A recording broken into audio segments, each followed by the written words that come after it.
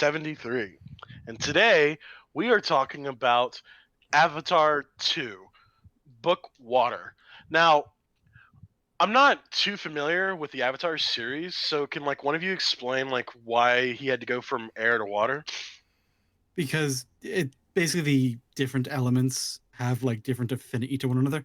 Yeah. So air is very, very different from rock. One is like free and flowing and very light and bouncy, whereas rock is very stoic and firm. It's very defensive and grounded.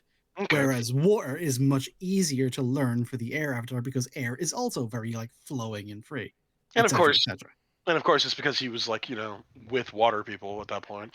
Yeah, and he had like Katara was like right there.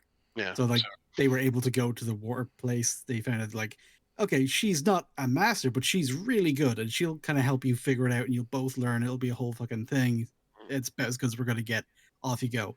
And then yeah, they tried to find an earth person, and then they had to try and find a fire person. And fire is also like very light and freeform, but it's also super aggressive, Yeah, which 'cause is actually more so the opposite of Aang than even Earth is.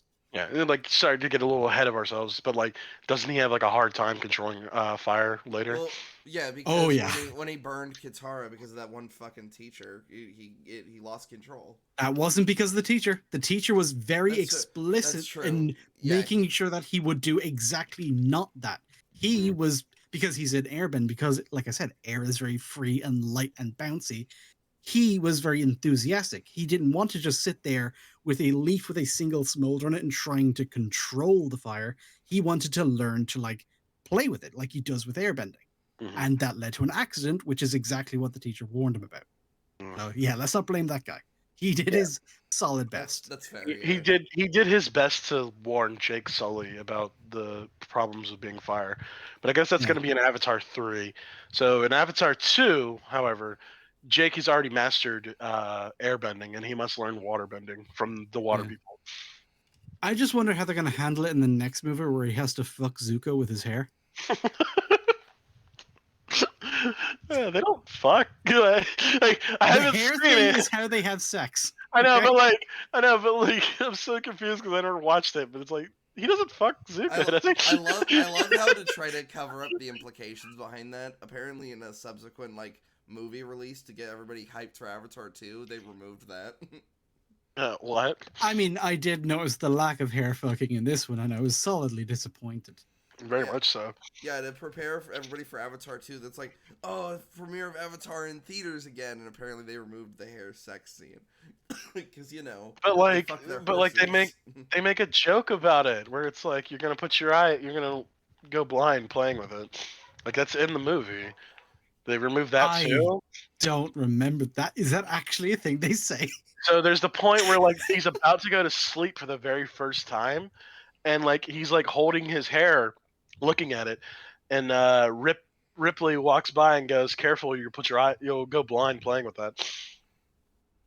Bruh.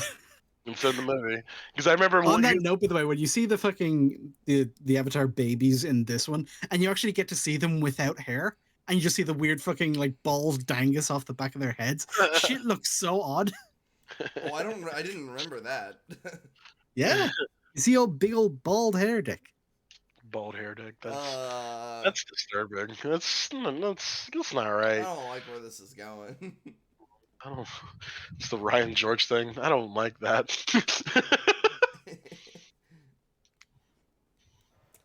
And then he looks at the baby and says, "Yeah, I'm gonna get me some of that." I don't like Oh. that.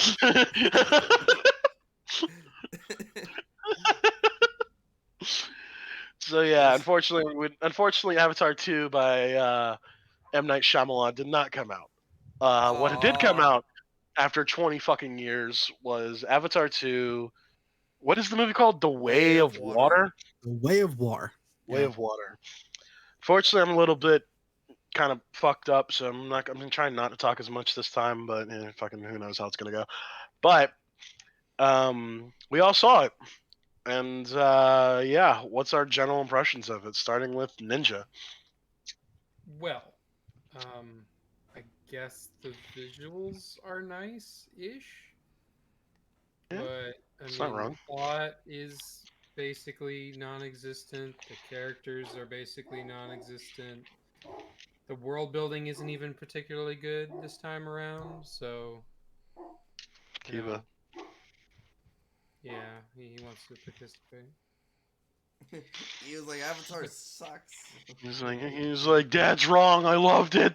It's great It's the greatest movie ever. of all time. He's got a big James Cameron fan in the background. Yeah. I was at least hoping that it would be like on par with the first one, and I really felt like it wasn't. Like it was massively disappointing to me. Yeah. Slayer, what did you think? It's the same ballpark. It's like there are aspects of it that I can recognize a lot of time and effort and passion went into. It's just that pretty much all of it is the surface level stuff. Like, okay, very pretty. I think it's going to be unanimously agreed among pretty much everyone who sees it. It looks very, very nice. Mhm. And when it comes to world building, some of this shit is really fucking stupid. Like really stupid. But then you get other stuff like the ecology of Pandora, all of the creature designs. They make a sort of sense while still being sort of fantastical and cool looking, and you can kind of see that if it was a fictional nature documentary about this fantastical other world instead of like a movie, a story, maybe this actually would be the thing that would really work out for what James Cameron actually wanted to make. It's just everything beyond that, all of the reasons for us to be hooked in and to give a shit just weren't really there. Yeah. And yeah, so when it comes to the story and the vast majority of the characters and even the world building from the character's perspective, because you get the water tribe where instead of having a fully fleshed out culture of their own, in the same way that the plants and animals, like I said, they all sort of make sense while still being fantastical and all that, but the people, they're literally just Pacific Islander kind of cultures painted blue.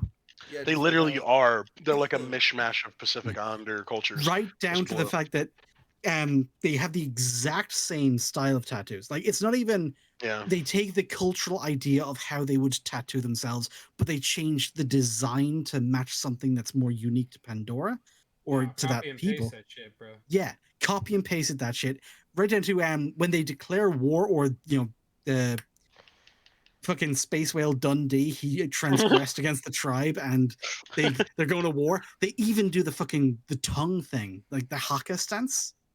God damn it! You stole And my point, you fucking dick. hold on. What the fuck? Yeah. So, Yeah. I was like, he's about to do it, ain't he? well, I mean, Yeah. the forest You know I was people- gonna fucking spot that shit. It's I mean, I so know it's fair. It's because fair it enough. just takes something that was already kind of bugging me and just fucking pushes the button. But here's the thing that bugs me. It's not the fact that it's like cultural appropriation. It's like the It's Maori. lazy. No, the Maori people were savages. They ate people. Like, you know what I Yeah. mean? They thought All of the Pacific they Islander people, the reason they're like so spoken of, so renowned, is because when that area was being colonized, those were the warrior tribes. Those were the ones who were like brutalizing everyone else. And Yeah. so when fucking the British turned up with their guns and we're civilized, fucking bang, commits war crimes, also invents war crimes. Yeah. But then it's like the ones that were actually giving them the hardest time were the Maori Yeah, because they were really, really used to fighting in that environment. Yeah, and they fight when they fight each other. They believe they to consume each other's mana and to like learn everybody else's memories is by consuming their enemies. So like it's like you said, it's obviously like quote unquote I guess product of its time thing. But like when you're trying to show off that the water people are like these sophisticated like they deserve like life and all this shit, but then like you're having them literally pretend that they eat people like it's a very strange thing because that's what the tongue is. Like the haka is just to get you blood pumping, but the haka always ends with your tongue sticking out because it means I'm going to eat you. Like you're supposed to Yeah. look at your It's opponent. an intimidation thing. Yes, it's like after we're done, I'm going to eat your body. So the fact that And they it's all yeah, do it is like it's one of those things where it's like James Cameron, you didn't really understand like anything about. You just saw fucking water people of Earth, and you're like, oh, they could probably do that. completely fucking surface level. Now, It's these guys might eat other fucking Navi, we don't know. But it seems like they don't because and everyone talks about the cultural appropriation shit. If this film has anything problematic like that, it's not cultural appropriation. It's the noble savage myth, yes, where you take this very like primitive culture and you romanticize it. You don't just like accept that some parts of it are very cool and interesting and they have their own ideas while fucking whitewashing the fact that by our standards, a lot of what they did would be evil. A lot of it is behaviors that our ancestors also practiced, but that we stopped doing as different parts of our culture developed. So So he completely falls into that trap where oh, they're so they're so uncorrupted by modern industrial society. They're so pure and in tune with their spirituality and all of this, while completely ignoring the fact that more than half of their children don't make it to the age of 1 yeah. because they're undeveloped. so And I like, there's guess gonna be a point. There's gonna be a point I'm gonna bring up specifically that ties to that. But when we get to that scene, we'll get to that scene.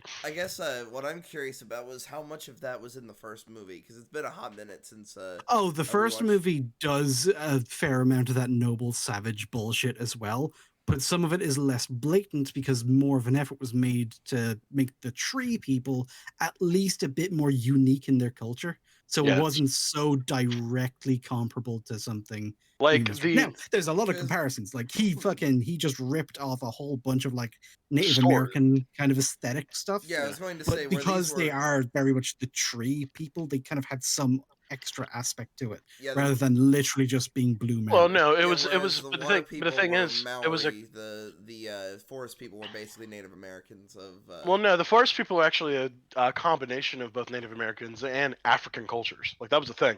So Yeah. that's what we're trying to say is that like it sounds like, oh, but like the water people are just combinations of all Polynesian people. It's like, well, combining both African and Native American, those are way separate people. So when putting them together, you kind of get like a you kind of get like a mishmash of stuff. But when you're just doing all Polynesian people, they are kind of all similar.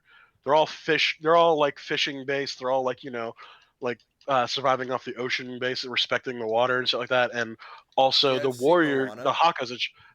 It's like, you know what I'm saying. Like they all kind of fall in similar flats, and that's why the water people's culture felt a lot lazier than it did for the forest people. It's because at least the forest people were a combination of something rather than just being a combination of themselves.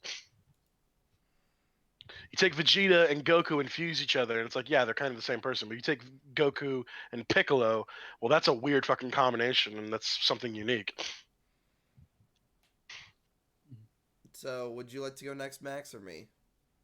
Mm, I've kind of already said like that. I mean, for the most part, I enjoyed it because I first saw it in 3D, and the 3D in this movie was really spectacular. Did anybody else see it in 3D? I Yeah. did. You you did? I did, yeah. Okay, yeah. So you saw what I'm talking about. Like Yeah, it is looks like, good. yeah, like the ride for Avatar 2 is probably going to be lit as fuck.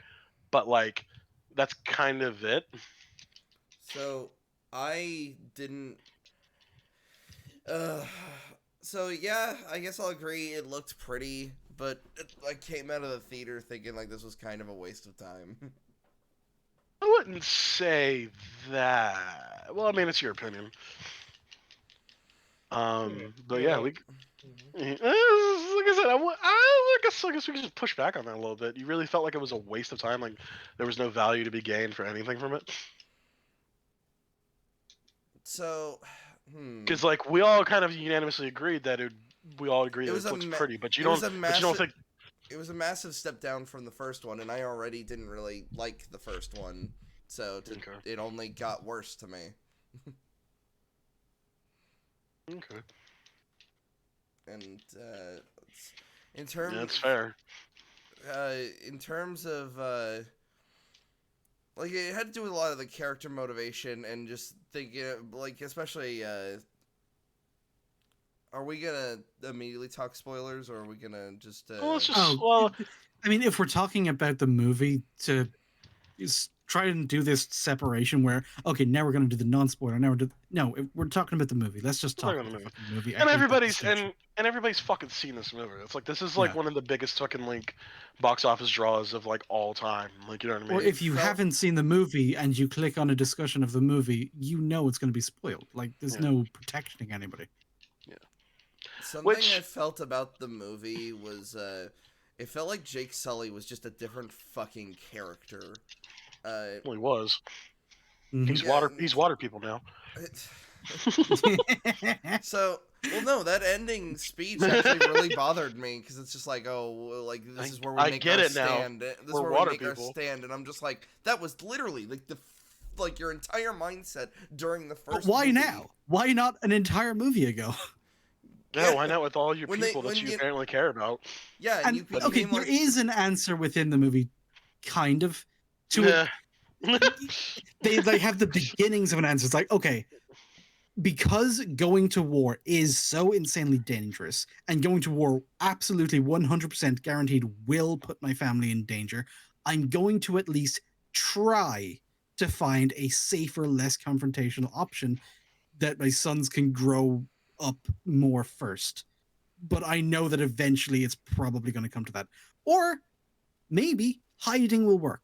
As long as I don't do something absolutely fucking brain dead and actually directly contact my old scientist buddies. Like, why would I ever do something like that? Well, Jake, that sounds like a really stupid fucking thing you can do. I hope you don't do that. Or my kids just constantly keep getting in fucking fist fights. To be fair, we could talk about that, but like that's not 100% on them. No, yeah. Yeah, no, it's like it was always going to be the cultural clash. They were going to be the outsiders, and they want to address that, and that's fine.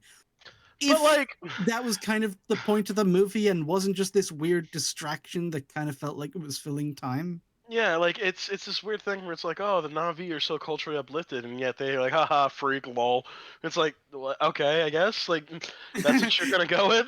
Yeah, it's like in this fucking 3-hour movie, I witnessed space bullying. Let's take him to this hunting thing, and then just fucking leave him. I think they were trying to do this thing, and they did, and like, there's, I could have gotten them. They didn't even realize that the weird fucking autistic one was sea anemone Jesus. Literally, I was about to say that. God damn it, Slick! Get the fuck out of my brain! Get out of my head, man! Get out of my head! Pulls out gun. I don't know what the thing is. Tries to get gun. Yes, one of my biggest problems with the movie.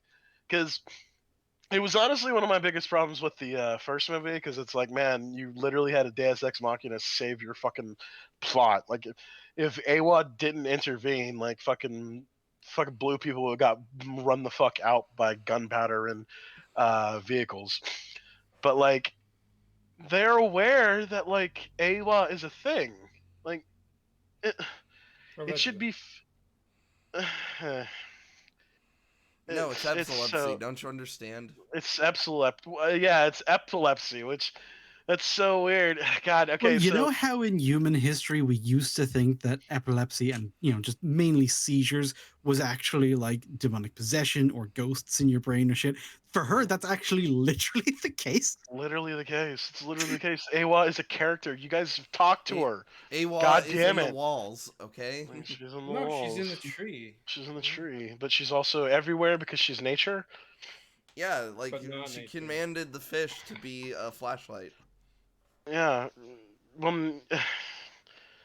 God damn it. Kiri's character is just fucking weird. First of all, she's an immaculate birth, so like she's literally fucking blue Jesus. So she's an immaculate birth while also simultaneously being a reincarnation, or, and here's where we get into the Messiah bullshit, someone who was martyred and is resurrected to be the savior. It does not help, however, not even however, it just doesn't help that Sigourney Weaver is playing her daughter. I mean, yeah, but like, I don't know. Go ahead, let it out. It didn't feel like, why? Why add that tidbit into her fucking character? Because if you take that out of the movie, it changes nothing. Yeah. I think it's pretty much setting stuff up for the next one, but even then, that's so unsatisfying. I'm not giving this man that much fucking credit. Hold on, no. setting up for the next one. No, I'm not doing this. I'm not like. Yeah. Like it took how many years is the next one gonna take? We're gonna be old men by the time Avatar 3 to comes be out. fair, I don't know why he's deciding on 2024, but he did say that 2024 is when the third one's coming out. Because apparently, I don't know if this is true or not. They filmed all of them in filmed advance. all they filmed 2, 3, and half of 4. So I understand that. I don't believe them.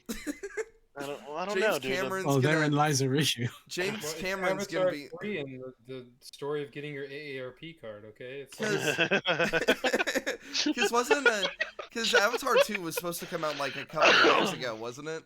And then it got delayed and delayed and delayed. I just don't believe that it's coming out at.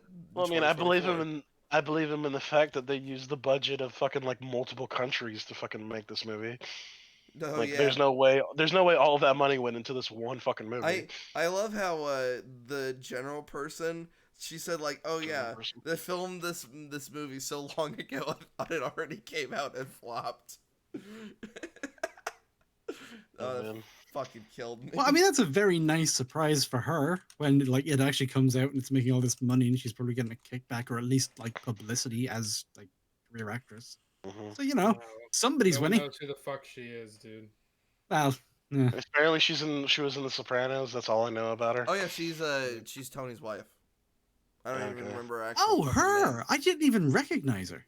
Yeah, I didn't recognize her that either. Probably doesn't help her or my point. So yeah, never mind. Yeah, you just proved our point. Coffee, okay.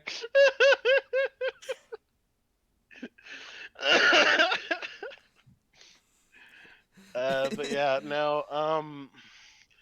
no, Kiri's whole thing, like fucking, man, like it bugs me, and like I didn't realize that it was also Sigourney Weaver voicing her. I thought it was like a really shitty impersonator, because like she sounds so disinterested. Like all of the fucking bullshit that people said about Peter Dinklage being a voice actor in Destiny. It's like I feel like it's the same thing to Sigourney Weaver, because like that's why I was like, oh, that's cool. They got an impersonator. She's trying, and it's like, oh wait, no, that's her. It's like, oh, it's just the fact that she aged. That's just it.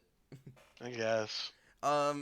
I just know how they did the mocap. Was Sigourney Weaver was just on her knees for most of the movie, like in with fucking shoes on her knees, like she's fucking Gary Oldman playing a midget. Yeah, tiptoes. Gary Oldman doing midget acting in front of Peter Dinklage is the equivalent. It's Gary Oldman playing Gary Smallman. Is the equivalent of doing blackface. The fact that he's just walking on his knees is the funniest thing. Yeah. Sorry about the fact that he like gets like he has to leap on the couches. But we're not talking about Tiptoes, okay? Tiptoes is a fantastic movie that should have a sequel.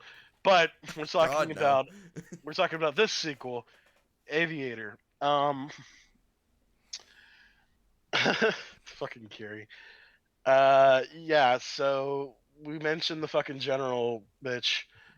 Let's talk about how the she's villain. always drinking like a cup of coffee. I don't think that was actually like a character design or a direction. I think they literally brought her in.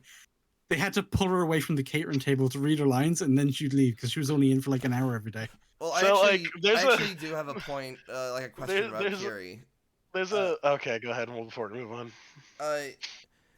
Is she very much a Deus Ex Machina machine? Because of like when everybody's drowning in the boat, she just goes, "Oh, fish, flashlights."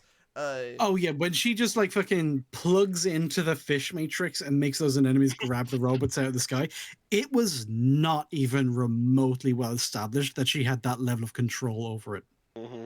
In fact, it was established quite the opposite. Yeah, in fact, it was more like she could barely control it. But I guess mommy, she says mom, right? Like at that point. Yeah. Because so now fucking Sigourney Weaver's in the fucking space matrix, which is weird because like the implication is that Sigourney Weaver is going to be AWOL now, and it's like, huh? If that's where you, like, I'm not saying that's Now where it's that's what you going. call whitewashing an indigenous culture. Like, I'm not I was, saying that's where it's going, but the implication is heavy that I Sigourney guess, Weaver is now AWA, which would be so fucking terrible as like a cultural fucking thing. yeah, Because it's Yeah. literal whitewashing their god. not to mention, I guess that's a nice thank you from James to Sigourney. He's like, you made one of my most popular movies. I guess here you go. You're a god now. You're a goddess now, even though the goddess was supposed to be blue people, but it's not anymore because fuck blue people.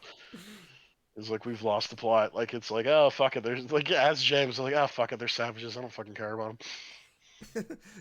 Now wailing bad.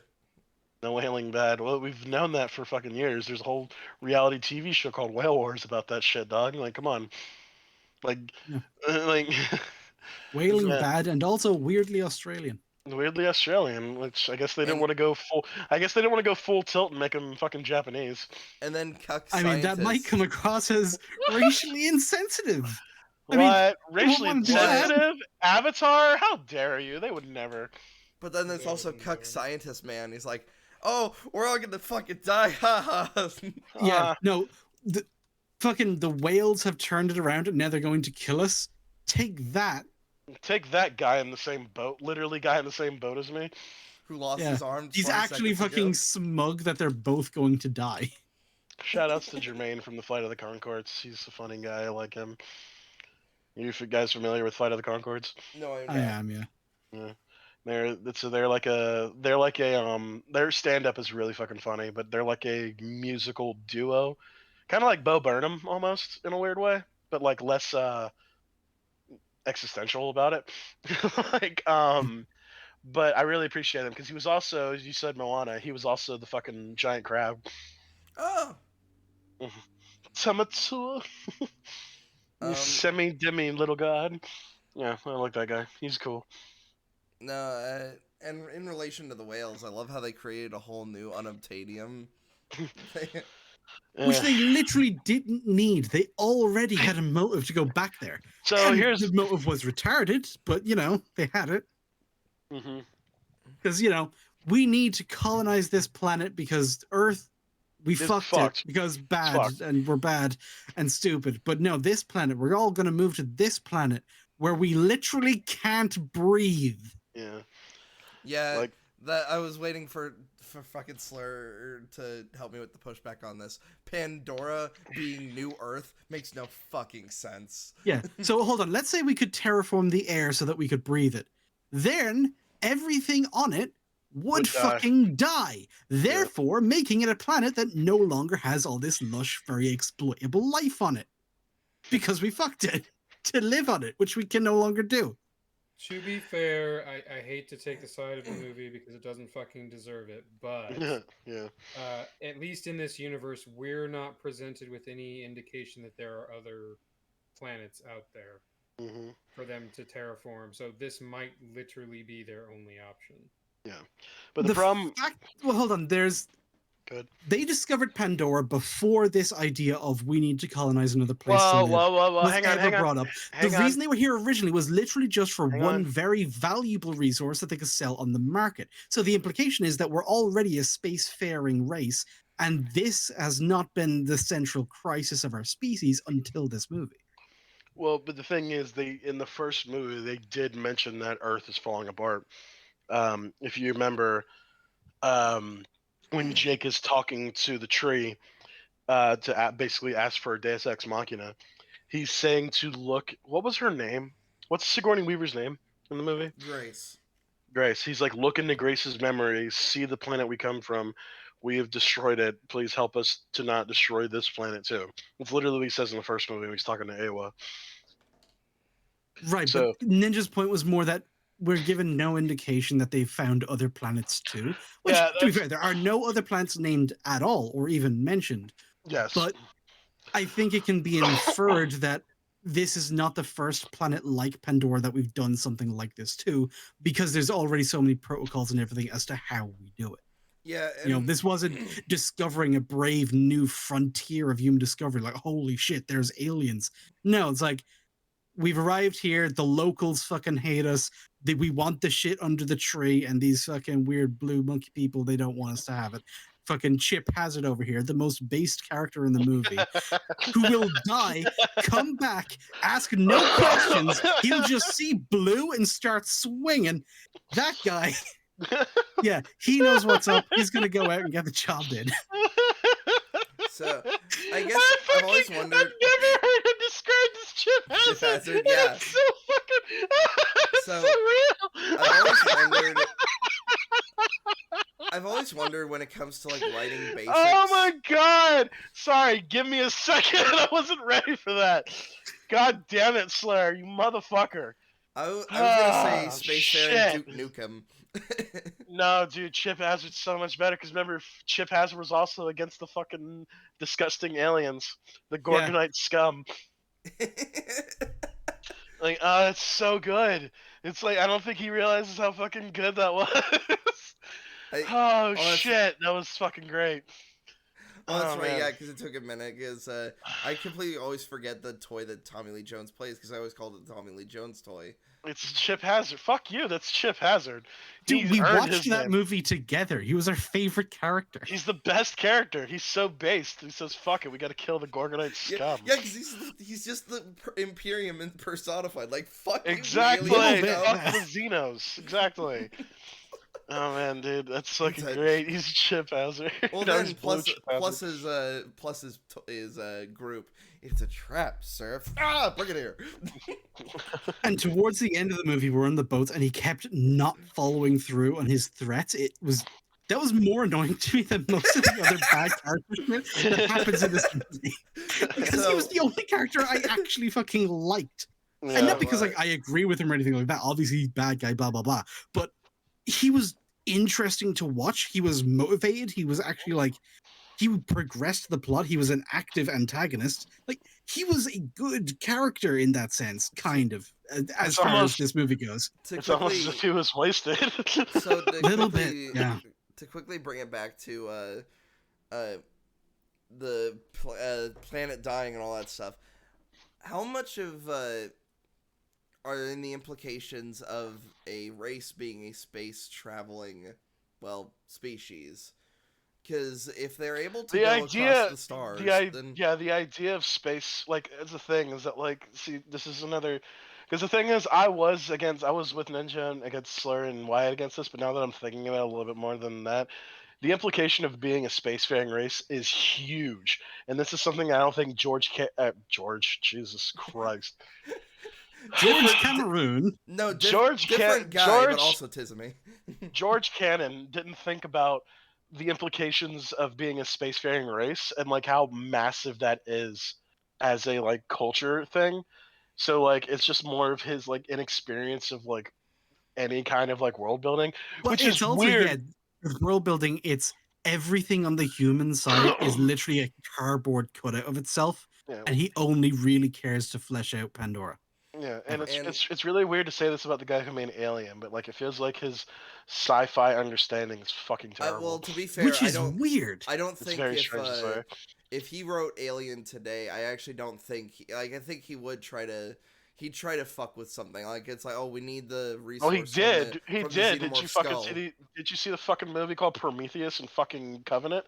He did try to fuck with Alien. That was James. Wait, what? I mean, I'm sorry. What? Oh my god, am Ridley I fucked Scott. up? Who are these people? Why are they my confusing? Are you okay? Like, is the No, I'm physically not okay. You fucking know this. Are you having a stroke? What did James Cameron do? So Titanic. I will quickly explain. He made Titanic. That's it. He didn't make Alien. He made Aliens. Oh, he made Aliens. Okay. So if he made Aliens today, I feel like it's like, we need this advanced resource from the Alien Hive. He's very clearly not the same person anymore. Have you heard the shit that comes out of his fucking No, mouth? I try did to you know ignore that testosterone is a poison?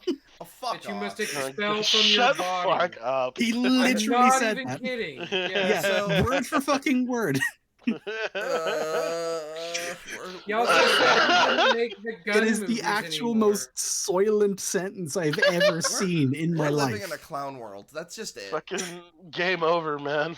So No, I think that's honestly, it's a leftover trope from fucking shitty science fiction movies where it's like we got to collect this resource that like is actually everywhere across the galaxy. It's like how they constantly want to try to take Okay, water but from here's Earth.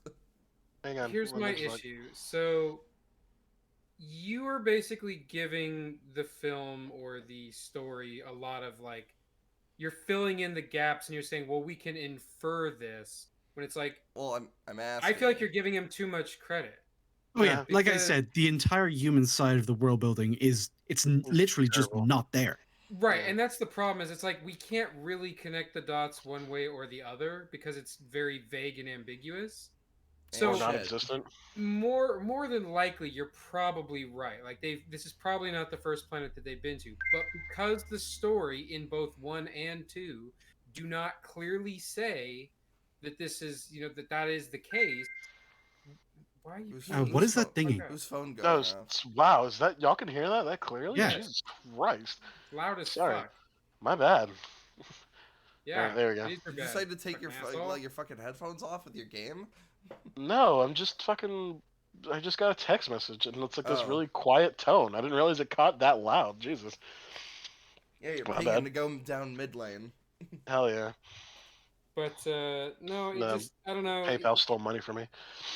I feel like if you can't concretely point to one or the other, then you kind of like you can't really call it a flaw, but you can't really call it like a benefit Well, either. You know, well, you just here's It's have murky to. at well, hang best. on. Well, Ninja, do you agree with what I said about how like being a spacefaring civilization, like if you do that, like you can't really just say that they're like retarded. You have to like they're actually insanely intelligent because to deal with that, it's a big deal.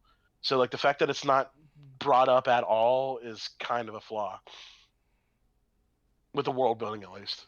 It depends because I've never been a big believer in the idea that just because a species or race or whatever you want to call it is spacefaring, then that automatically means they're intelligent. Because like, and like, ah, Like shut the fuck Hold up. on, how are you it's using intelligent? I think is the key Well, okay. yeah. So contention what there. I'm saying is, okay, like let's say they live on a fucking alien planet, and there's Mhm. animals on this fucking planet that basically can go into space, and all they have to do is basically board them.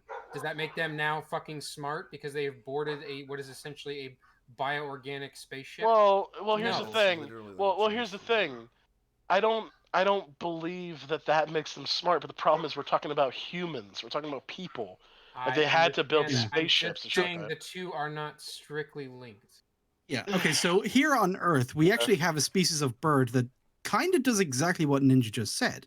I think it's like I think What? it's a species of finch or something, and What? it will actually like, it will hitch a ride with bigger birds like eagles or hawks as long as they don't fucking eat it, and it will actually hitch a ride way up to save energy so that it can like go further distances, it can get out of heavy wind currents, or it can just scout larger areas for food and other birds to fuck. It's like Okay. that's kind of a thing, but we wouldn't say that that bird is intelligent. We just recognize that it's adapted this behavior. So from that sense, yeah, Ninja's right. The only difference between that and this is when we're already working from the premise that it's sentient. Mhm. In which So case, once like, you've established that premise, then even if the sentient species, like even if the Navi had space whales that could just fucking flex their fins so insanely hard that they launch themselves into the stratosphere. I mean, you say that like it's impossible, but it's I Jesus know, I literally know. Christ. gonna be. That's Yeah. why they're magma people. All you have to do is take your hair dick, connect it up, and hold on. And this fucking whale will just fucking and launch itself That into the yeah. space. I'd Avatar. still say that they're doing that from a point of intelligence. Like they have presumably some kind of logic or reason Yes, I behind mean, but why I'm they're just strong. saying you don't have to be like, fucking genius level intellect to accomplish this feat. It depends on the circumstances of how you accomplish the feat That's and how true, much but like work you actually had to put into it. that's true, but like it's humans literally doing rocket science. I feel like it's Okay, but again, even with the humans we have in this universe, right? There was probably some eggheads who actually figured out how to do it, but that doesn't mean the species as a whole has increased in intelligence. Like most of the characters we see in the movie are still pretty retarded. Yeah, They're just retarded in space. I guess that's kind of fair because we're not dealing with like yeah. we're not dealing with a Star Trek level thing where pretty much a level ensign could like pilot ships or run but that's the thing. We might be because we literally. This is kind of looping right back to what we said earlier. We literally don't know. All we know is we fucked up Earth because we're bad and stupid. With a lot of retardation, so to be fair. Yeah. Like, And all of the people who get to Pandora somehow have brain damage from being in the freezer too long. Yeah, well, because they keep going back to this planet. This planet, they're like, oh yeah, the air is toxic. Everything toxic. Everything out there wants to kill you. Yeah. Let's should make live that here home. And become. We're whalers on the moon.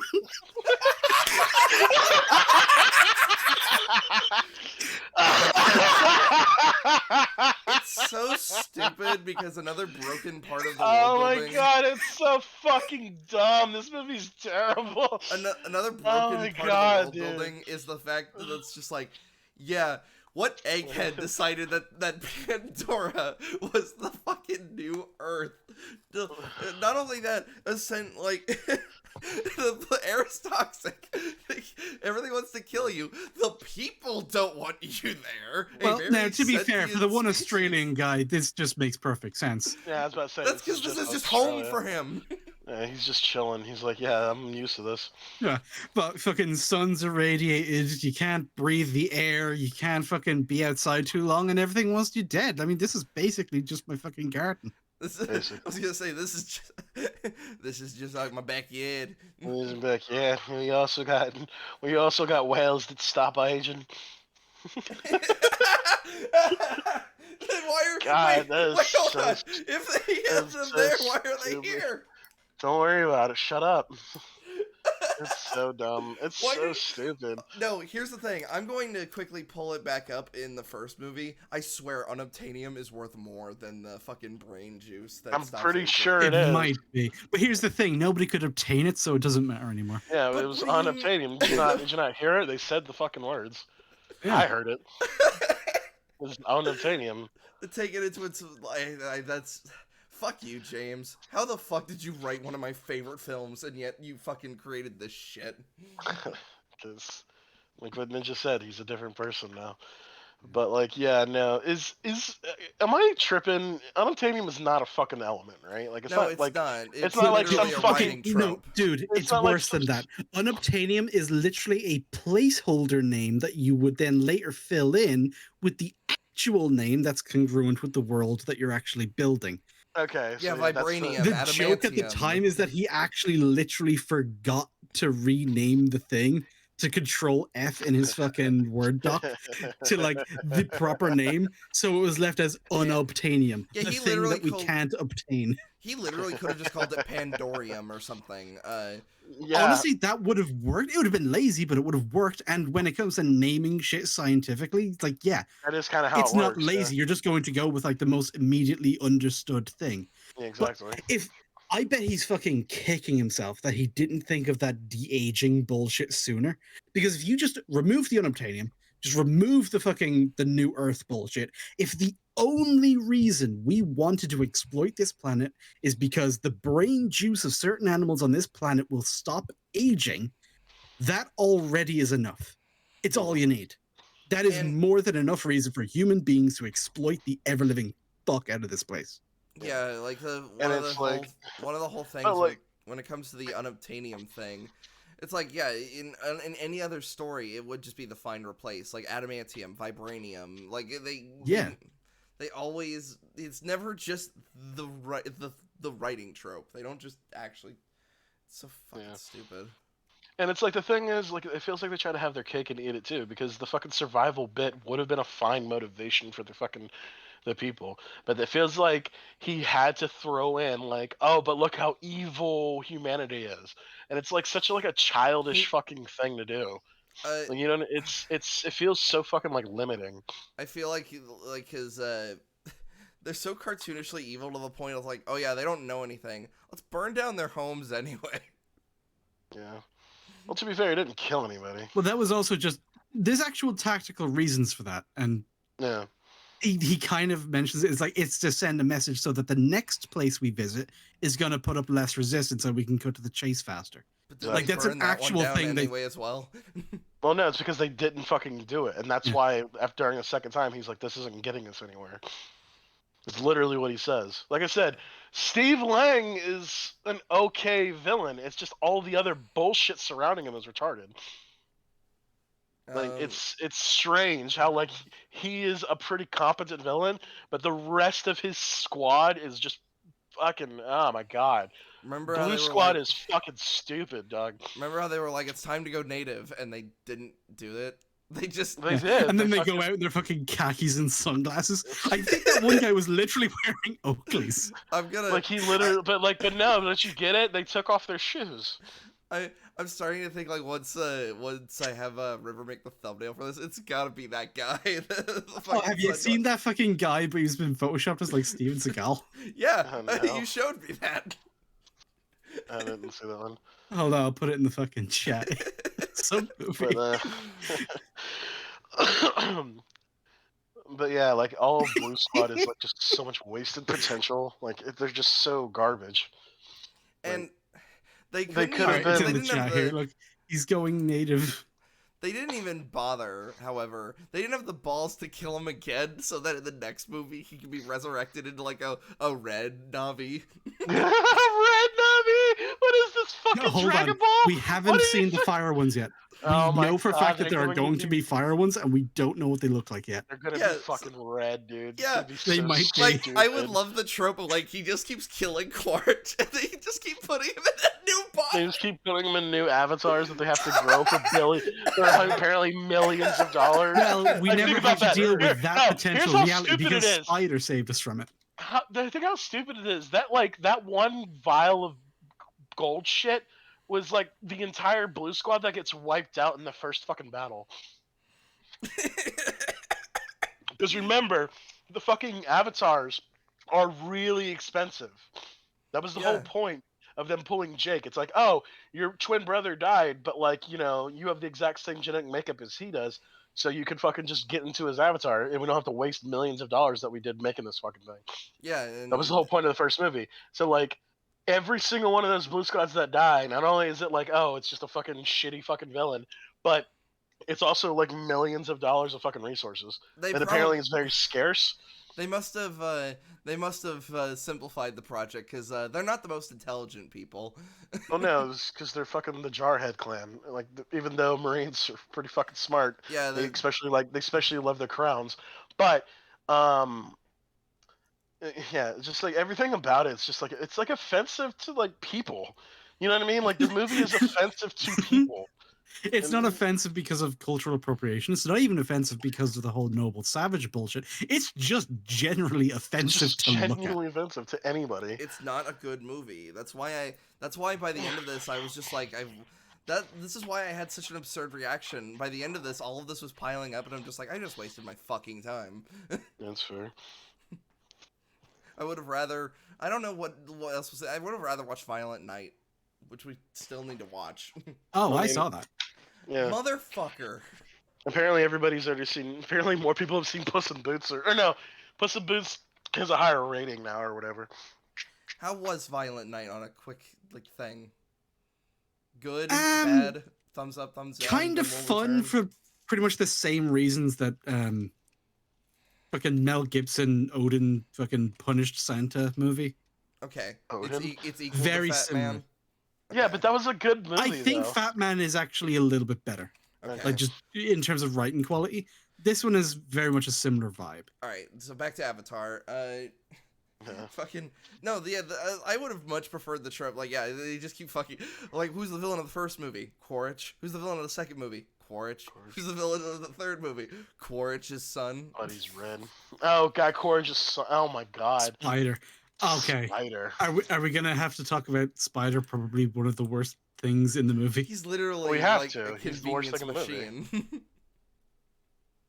He just conveniently comes across drowning Quaritch which by the way, he was fucking knocked unconscious and then just left underwater. How the fuck is he still Isn't it also breathing? a little weird that like remember how fucking Jake's kids had to like learn how to like swim and shit, but like um Spider, who has never been shown to swim at all, like was able to do it just as well as they were.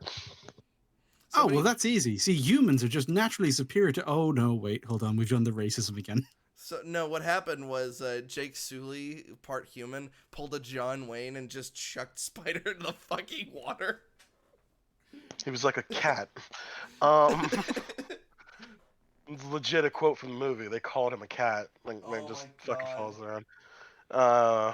But like, it's just weird to me that it's like, oh, he's like just as good. And by the way, he has a limited oxygen, yet he could just hang out with us forever, I guess. Yeah, he's well, it's fine. limited oxygen until, you know, him having to change would be inconvenient to the scene. Or it would have an inconvenient implication of the fact that they fucking abandoned him. Yeah, like it would have been really interesting. It's like where like when he at the very end, instead of like him like deciding to say fuck you to Steve Lang, if he was like, no, I have to go because like my oxygen's literally about to run out and you guys don't have oxygen tanks. So yeah, I actually okay to like the very beginning. Let's start at the very beginning. Spider was just left fucking behind. You skipped a part where he was born. How was he born? Yeah. Oh yeah, that whole Forge thing. knocked some bitch up, and that was off screen, and also like that was a military / corporation base in the first movie. So you're telling me they dealt with somebody being pregnant? Hold on, that's dude. People in the military fuck. Yeah, like it's a very no. It's actually kind of a problem. Hold on, don't they? They don't tell if a female soldier gets pregnant in like a forward operating base, they don't tell her to get rid of it. No, they can't. No. Legally. Yeah, that. What the fuck? Yeah, let's hang on. Yeah. Did you actually? Do you think that's just like a thing? Hang on. Let's leave this topic because let's not do this. There's a lot of stupid shit to talk about. I don't think we can talk about that. But yeah, no. Spider's like whole fucking existence in the plot was insanely strange and like felt like it came out of nowhere. Almost as bad. I would probably argue is just as bad as Kiri's fucking existence in the movie. Okay, the implication of their existence.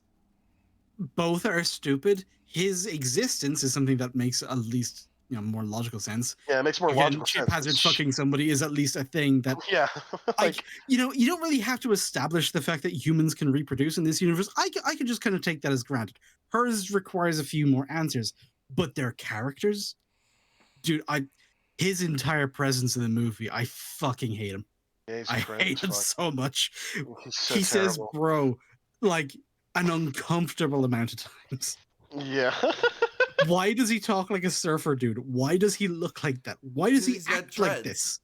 Because he's got dreads and look, I'm faster when I'm blue. It's red, you asshole. I know, but that's literally the fucking joke he says in the thing when he's literally putting on Blueface and nobody complained about it. Well, we've got Natiri, who's just performing a casual racism, like anytime she apparently fucking sees him. Let's not forget that her husband is a former Sky person. Yeah. It's like they didn't pay attention to the movie. It's weird. It's funny how that keeps happening. Yeah. He can't keep getting away with this. A little bit. This movie's brilliant, don't you get it? Even though Puss in Boots is like beating it objectively. And also has a movie villain that goes way harder than it needs to. Say what? Yeah, there's a wolf death character that is very intense for no particular reason. Oh man, are you telling me I have to watch Puss in Boots? Hell yeah. Yeah. Wait, hold on. Are we unironically gonna? I watched the first one of those. The egg made me uncomfortable. I do not like the egg. Oh, the fact they made a is rape the joke? egg back? I don't know if the egg is back, but I don't even remember that. What the fuck are you talking about? Yeah, Humpty Dumpty was like his fucking semi-adopted brother because they both went to the same orphanage, and he puts on this like weird gold spandex thing, and nobody is comfortable with it. And they make the joke. I don't remember that at all. And they make the joke of like, do you know what they do to eggs in prison? It ain't over easy. Oh my god, that's literally a line in the movie. And somebody literally in the background goes, ooh. Ooh.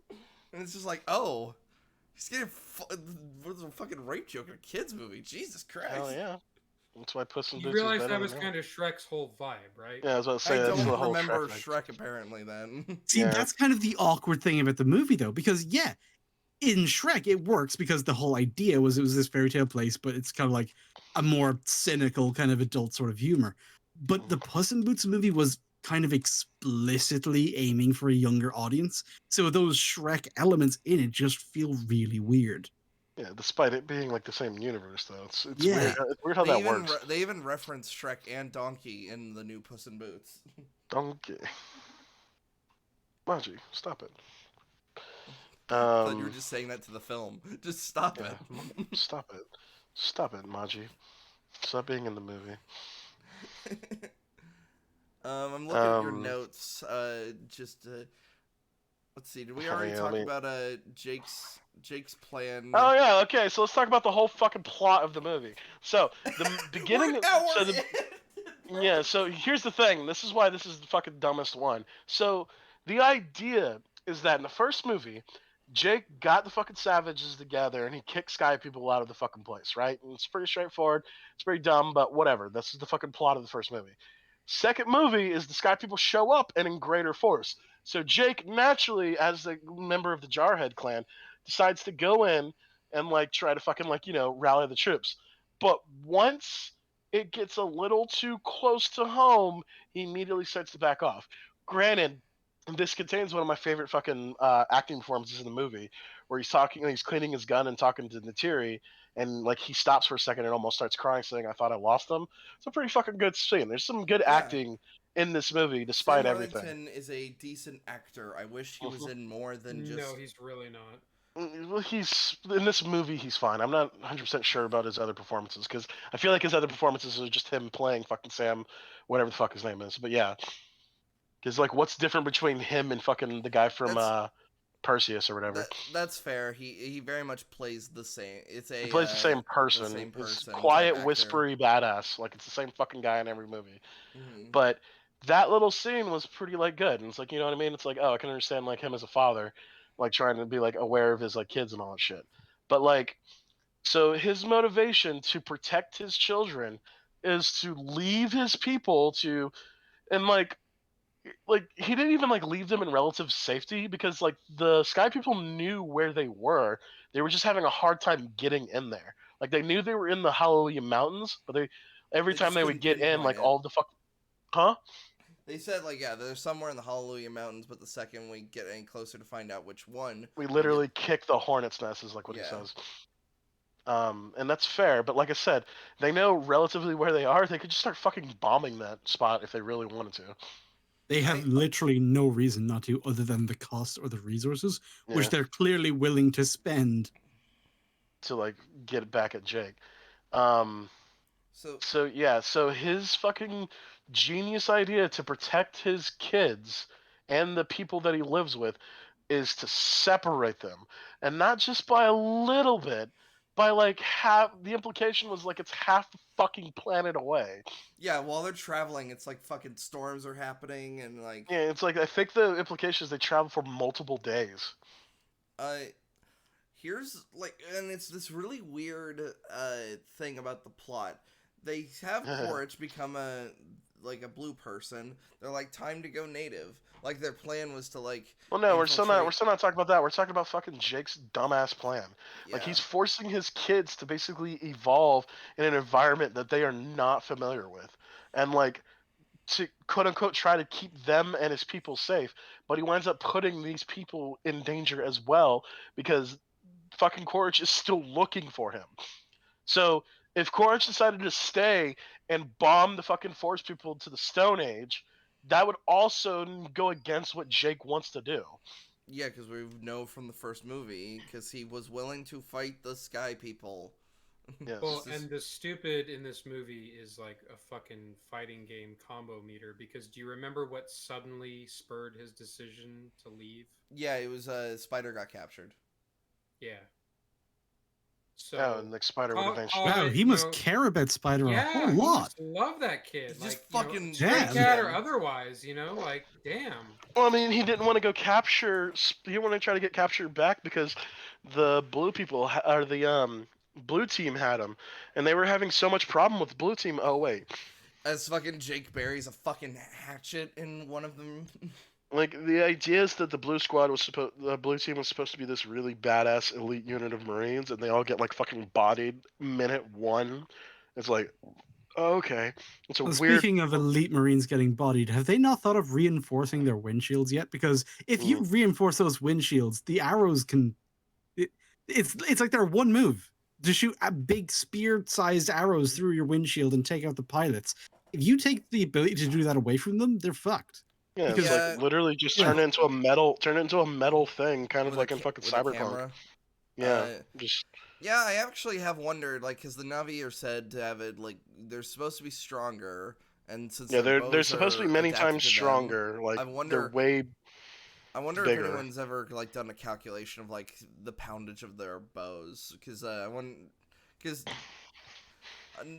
Well, and here's the thing. Okay, you don't need to. Just okay. Medieval tech, same as a bow.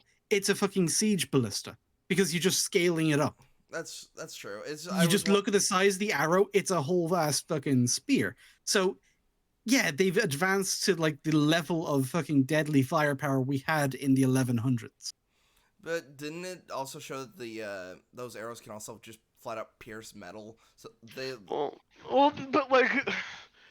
No, I feel like Slayer has a point. It's like, yeah, no, I'm acknowledging your point. I'm trying to make sure like that it's as like airtight. And that's the thing.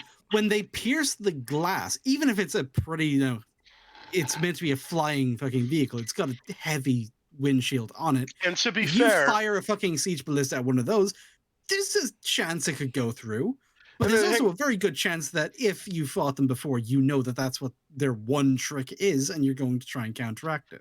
Yeah, and the thing is, like, they have shown that the glass is resistant to a point. Like, if it's a glancing shot, it doesn't actually pierce the glass.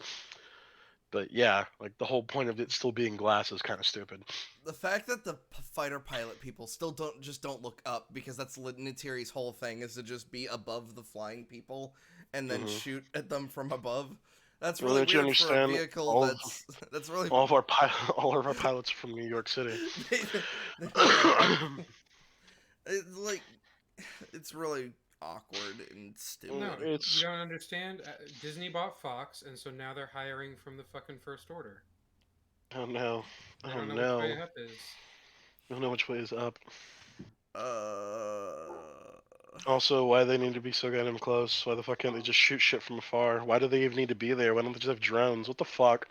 Why are there exosuits now crabs?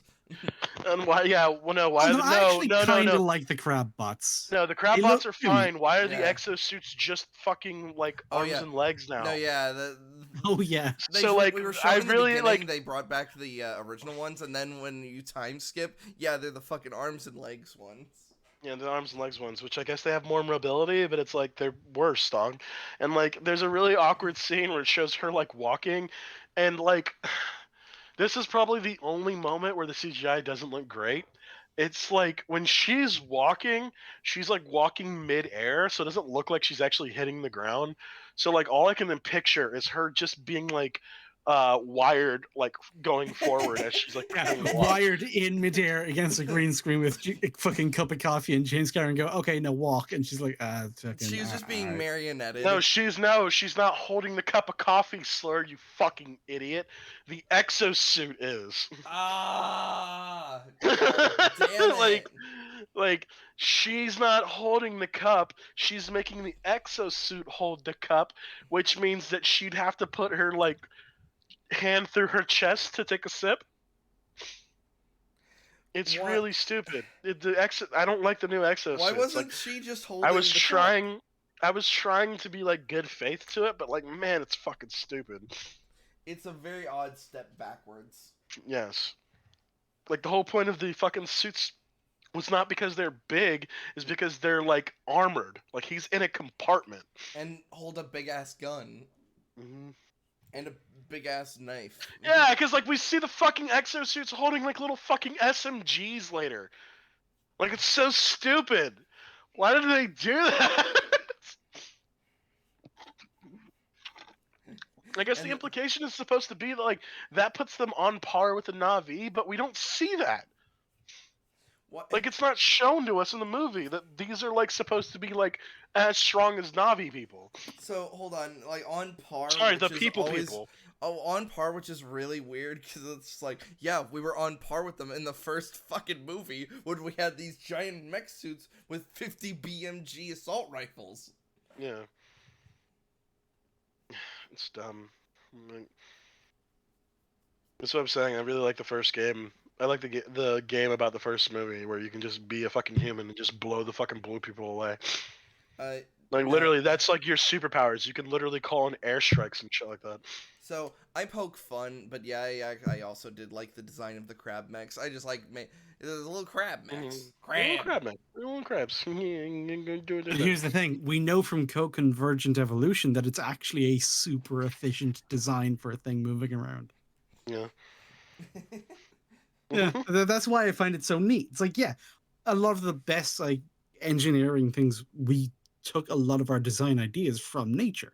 So to design these little robots that we're going to use to like explore and do things underwater for them to be shaped like crabs is like, I can kind of see how, if this was real, how that design would eventually be arrived at. It's like, I can kind of see how that makes sense. Similar to the spider drones, like the weird ant things they had building all of their buildings. Yeah, little drones. And that being the way they've automated building large structures, that's actually kind of a neat idea. I wish it was in a better movie. Yeah, I was trying to. I wish there was more emphasis on Bridge City. There's no fucking. We have one scene in Bridge City, and that's it.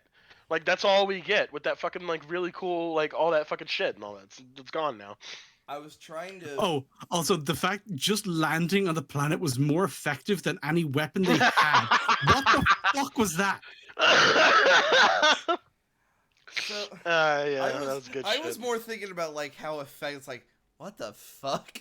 They like, it almost went to the effect of like, why'd they even do that? Why didn't they just fucking pelt the fucking shit down by this point? Because they're trying. That's what they were doing. We've had this discussion before. That's what they were doing. They were trying to fuck up the planet so they can land. I know. I was making a joke of like, it didn't even need the rocket to send. Why didn't they just send him down like fucking drop pods? Yeah. No, they have all of these resources they spent on the mechs, the trains, the soldiers themselves, all of their training, all of their equipment. Bruh, take off, come back to land somewhere else. Like, just it fucking annihilates everything in like this cartoonish level of destruction just to fucking land. It is like they're destroying miles of fucking forest in a radius. Like, they are just mowing this shit down. And then the second they landed, they fucking apparently just sent all the forces forward while the forest is on fire. I might add. Well, no, but the thing is, they're all wearing like all wearing like fucking suits and shit like that. Even the people there were wearing, mech like, suits, and there were people next to the mech suits. Yeah, like, but they were wearing suits. Like, they were actually wearing like I don't want to say hazmat. There's a thing for like high fucking temperature suits, isn't there? Am I tripping? I wish we could just pull the movie up because it looks like they. You can. Can't you just pull that scene up? Just type in fucking sky people landing. Okay, hold on. Let me take a look. Avatar 2. Just a second, it's all loading.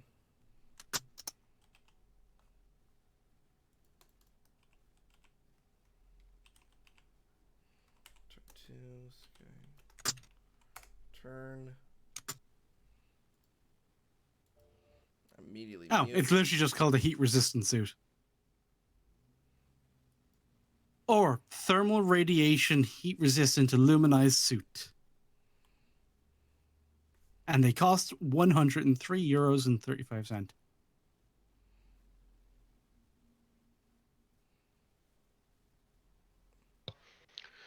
Oh, no, they actually do have a proper name. A fire proximity suit. Yes, cool. Thank you. Okay, never mind. And remember, they're not just doing it to walk out there. They're like going out there to literally terraform that spot. They're like bringing out fucking giant earth movers and like fucking tripping up like fucking giant swaths of fucking like dead forest. And the fact that there's like this whole procedure that they all do almost like mechanically. To me, that looks like this is a normal way that they do this specific task and not the first planet that we've come to. Yeah, it almost repeats the thing of like, this clearly isn't like the first. Like, why are we? Well, yeah, I don't know. I'm trying to go for bat for the movie, saying that this is just the way they did Pandora before, when they made the corporation thing. Except the base before wasn't this fucking city. It was actually a small outpost, relatively. Yeah. It was like a forward operating base.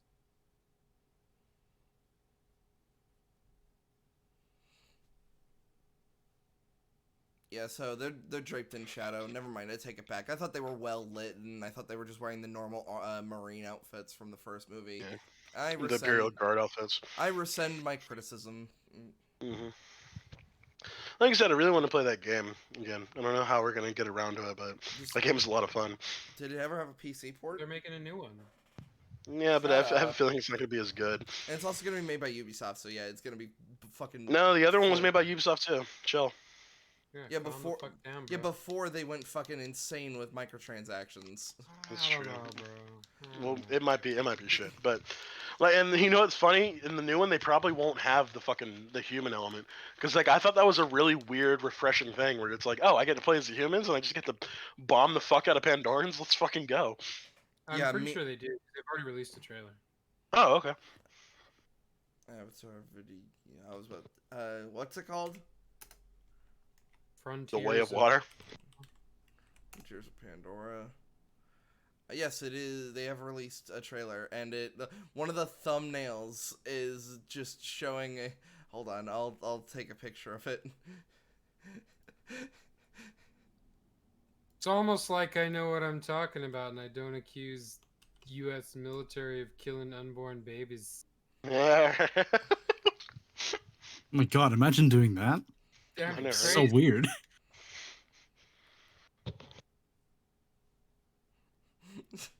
I like the picture of it. Oh god, why does this look so much worse than the first one? There's apparently two of them. This is oh wait, this is Avatar Reckoning, and then we have Frontiers of Pandora. We're getting 2 Avatar games, boys. Yeah, because there's the second movie. Duh, come on. Can't you count? Yeah, and then there's going to be the one with the Ash people who are probably going to be black, just so we can have a conversation about racism. Bruh. You know, he's so tone deaf, but I actually don't put it past him. Oh my god! But they're not even. But they're not even African. They're like fucking inner city urban youth. Yeah, we've had fucking Native American. We've had fucking Maori.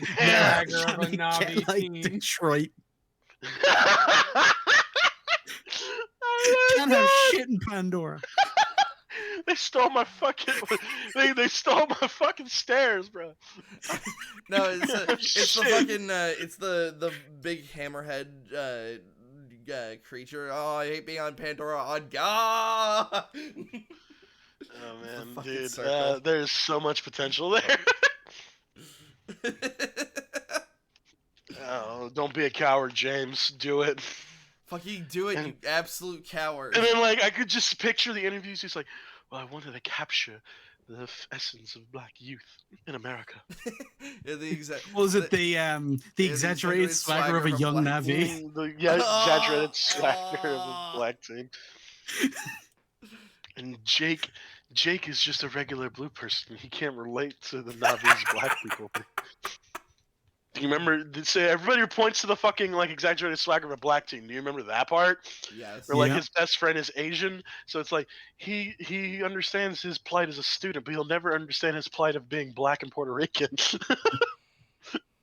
God, what a fucking shit show. That entire fucking thing is a wild ride. Yes. Games journalism at its finest. So anyway, which terrible part were we at? We talked about Spitter. We talked about, well, we didn't get a chance to really talk about Jake's retarded plan and how it like really fucking fucks with everything like that he is. It's a complete character assassination from the first movie, which I guess if you don't like the first movie, it is what it is. But if you do have respect for the first movie, you need to understand this is what's known as a character assassination. Well, if you have respect for the first movie, my question is why? I mean, unironically, like literally, it's character assassination because remember he kills Taruk Makto. Does he? Remember, it's like a whole ceremony where she like fake stabs him with the knife. Oh. He's like, Taruk Makto is dead. And then went, Yeah. And it's like the fucking guy who looks very similar to the guy from the first movie. Not very similar. Carbon fucking copied, okay? That dude looks exactly all blue the same. people look the same anyway, alright? No, yeah, I mean, they do. I'm gonna go with James Cameron kind of forgot, okay? Yeah. He kind of forgot that guy got deleted. That he got blasted fucking full of lead. Yeah. Based humans. To quote, like I said, to quote one of our wisest philosophers of our time, Team Human, bitch.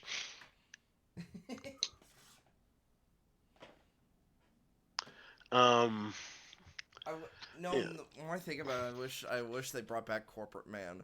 What have you guys been smoking? Yeah, okay, yeah. But they brought back Evil Admiral Lady, who just tortures a small child. With the weird mind probe machine. To the point where, like, he's, like, bleeding out of every orifice on his fucking face. And then Courage is like, alright, dog, I don't think this is working. Remember, this person's a traitor to their race. And it's like, you abandoned him. How is he resisting the weird fucky thought machine? Like, it's not clear. It's like reading. Well, he's his more mind. mind resilient when he's blue. No, don't you? Yeah. Don't you understand? He thought about it really hard, so he could put half and half into a cup. Well, no, but they said if Spider thinks, they'll know exactly what he's thinking. Remember, if he even thinks, so he must have been focusing on something really hard, or he actually is as vacuous and thoughtless as he seems. He just achieved a state of zen of just nothingness. Yeah, it's ultra he's achieved true enlightenment by being actually fucking boneheaded. Dial tone noises, you know, just like yeah, it's just the word "bro" on a Word doc coming up over and over. Like, I don't know what's telling him that. Like, I'm not getting any hints to torture him. But it's like it's not just like it's not like a sheet. It's like one of those like one of those like hole puncturing fucking machines where it like punches the holes in the paper. Like with and it's just a fucking thing of bro. No, you know how the lie detector. That's what it's just spitting out of. It's just bro. It's just writing out bro. Ma'am, I believe we've already broken him. It's like him. Yeah, it's like, but like as I'm saying, that's where like, cause like Quaritch seems like a competent villain because everybody around him is fucking stupid. And he's like, okay, you're fucking killing him, dog. Stop killing him. He's not your son. Her plan after he was bleeding out of every orifice was to pull a Batman and go, now talk. Now talk. POV, you got caught jaywalking by Batman. POV, you're trying to sell lemonade. You got a permit for this? Thought so. Just starts beating up the little girl.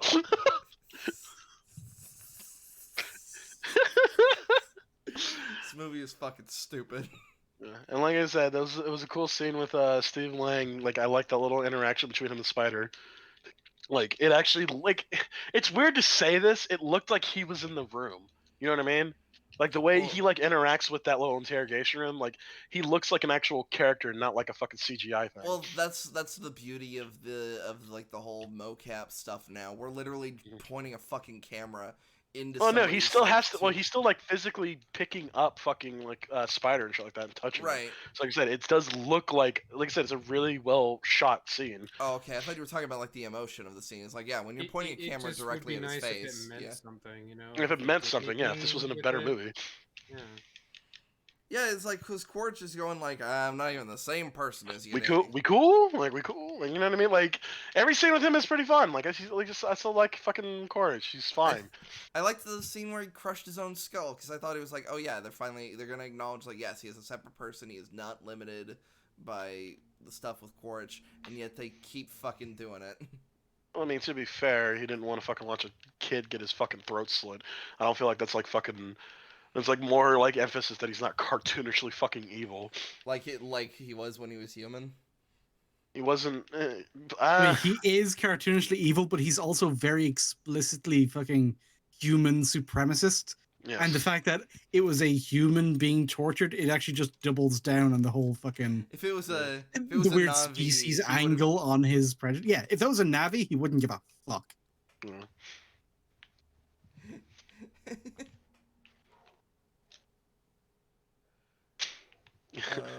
Let's see. Quaritch is competent. He's not on one track. Yeah, but like I said, Blue Squad was completely wasted.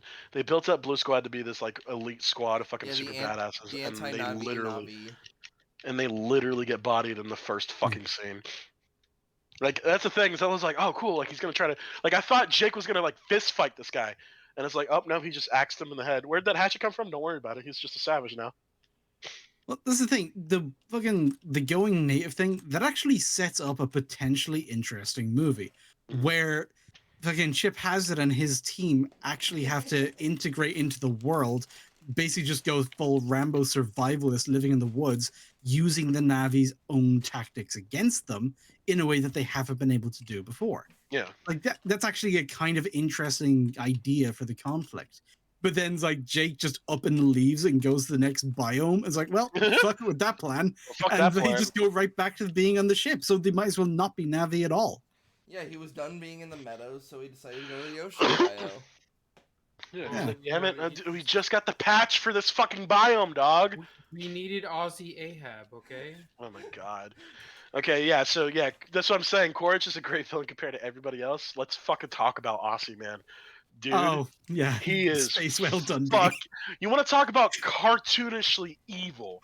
This motherfucker. Well, but like, also like cartoonishly snarky. That fucking Flight of the Conchords guy, literally standing there hitting him with zingers as like the boat is fucking being thrown through the air and shit. Yes, he's got the happen now. These whales don't seem so inferior now, he says as he's being pasted across some fucking rocks. Right. It's like, bro, he really have no survival time, dog. He had such a hard on for his death. And like, I really wanted him to just turn to the guy and be like, "Wait, why are you here? Because weren't you like not in this ship?" Well, no, we actually know why. Well, we don't know why he's there in the boat. I think he just follows Space Whale Dundee around to be smug when whales do shit. Otherwise, he's like, "Oh yeah, I needed my research funded through something that directly conflicts with the morals behind why I do my research. This is why I drink." Oh. Yeah, I have alcoholism because my principles are violated by the things that I actually do in practice.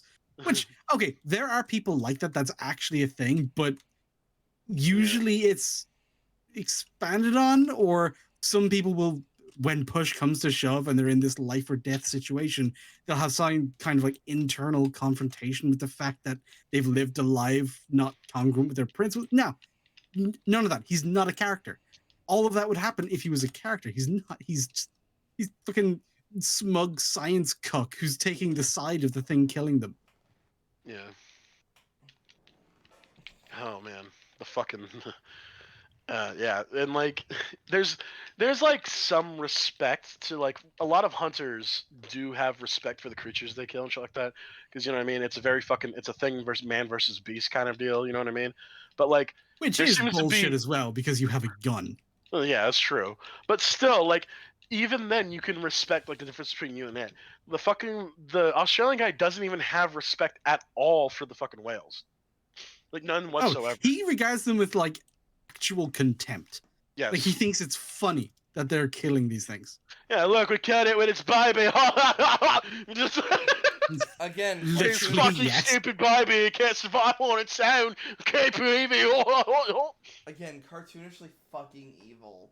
It's so unnecessarily evil. It's so fucked. Like it's. But wait, guys, did you get it? Did you get the message? Whaling bad, yeah. Whaling bad. I've known that since I was fucking like 7 when I watched Star Trek 4. I fucking know whaling is bad.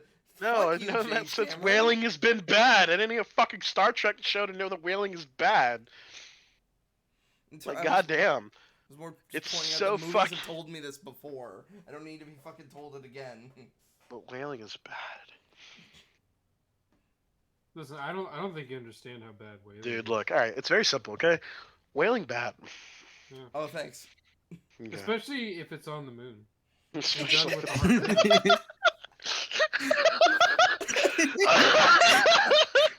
And now that song is in my fucking head. What song are you talking about? What, the future sounds like whalers we're whalers on the moon. I can't Oh! I was just laughing at the absurdity of the fucking sentence. I didn't realize it was a Futurama thing. Yeah, No, yeah, it's it's literally a joke. It's like one of the best episodes that they fucking have made. Whaling is bad. I don't know that. Oh, fucking Ninja, you remember how they got to the moon in like that retelling of history? It's like one of these days, pow, zoom, straight to the moon. And that's how we got here. I mean, it tracks. It's smart. Listen, do you have your fungineering degree?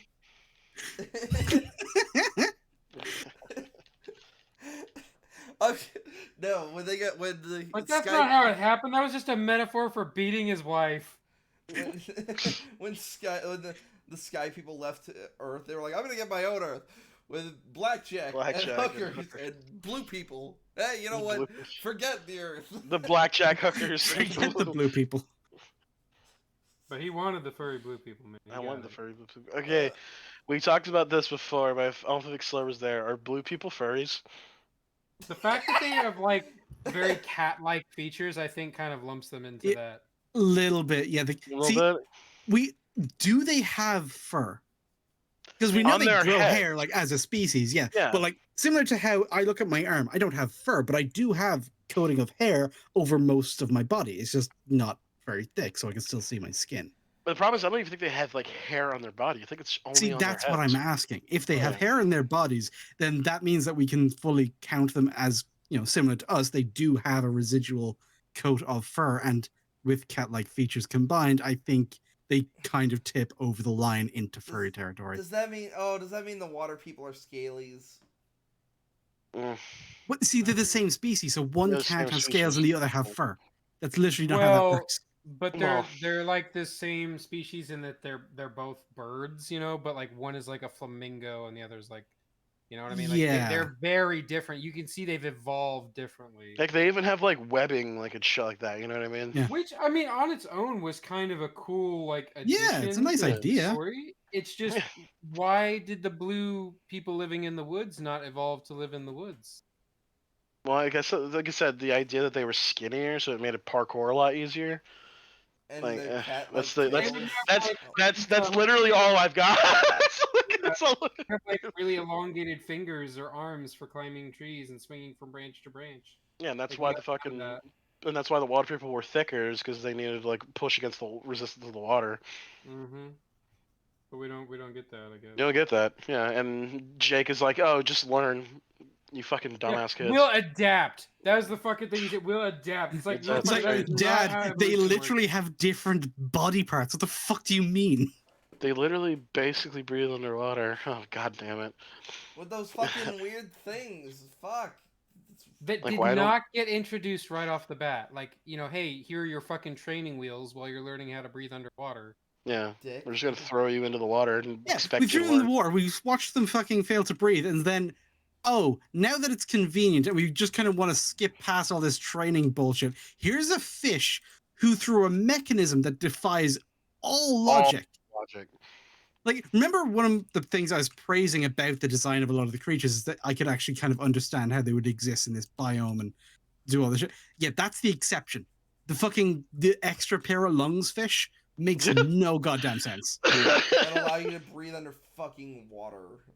Yeah. And they look like fairy wings. The only way it would work is if actually, you know, the wings, the kind of fronds out to its side, if you saw them fucking penetrate through the ribs into your lungs, maybe then. And but like, even then, why would a creature evolve to do that? And that's like, so weird. Yeah, it's really stupid. But like, you don't have to even make it like as grotesque as that sounds. You can literally just have it kind of like look like it's like melding into their skin kind of deal. You know what I mean? It doesn't have to be like fucking like jagging into their fucking skin. Like, you can have just some kind of interaction with their lungs, but no, it just kind of like rests on their back. And it's like, yep, I can breathe in their water now. Yeah, or if it was like the fucking bloaterfish from fucking Subnautica, where I think that's the name of the fish, where you can use them to create bigger oxygen tanks. Yeah, but like, the implication is that you're like shoving them in your 3D printer and fucking creating fucking bigger energy tanks. Yeah, Like, it's weird. but like the idea is like you would just like fucking like suck the air out of them or some shit. I don't know. But like you would have some kind of interaction with them. Yeah, like Subnautica does it more better because, like I said, you shove them in your 3D printer and it creates fucking thing for you. Mm-hmm. It's really dumb. Also, they're a hard lack of predators too. Like this is something I brought up before in our yeah, they only have discussion. the one shark. There's literally only that's odd. Yeah, like fucking in Avatar 1, they aren't predators, but the big fucking like hammerhead rhino things, like it is shown that they would fuck up a Navi if given the chance. The little hyena monsters, also, if they caught a Navi by itself, they would fucking wreck him. Oh, the Viper wolves. The big panther monster, yeah, it has no problem fucking killing a Navi. But meanwhile, the only thing that the water people have to deal with is like the one shark. Which is really weird because everything else on Pandora, like I said, it's one of those places where everything wants to kill you. That's actually not the case. Yeah. Not for this place. Slur, would Pandora be classified as a death world? I'm pretty sure it would. No. It's hostile, but it's not that hostile. Especially now that we know that not every biome has that shit going on. That's fair. Yeah, maybe it's just like that one jungle. Maybe. The people of Catachan come to fucking Pandora, they're like, oh, pussies. Right. That's what I'm saying. You play the fucking Avatar game role playing as a fucking guardsman. You'll have a lot of fun with it, or what? Fucking people, whatever your names are. No, this one. But Max goes, "Oh, you white people all look the same." You white people, you weren't blue like me.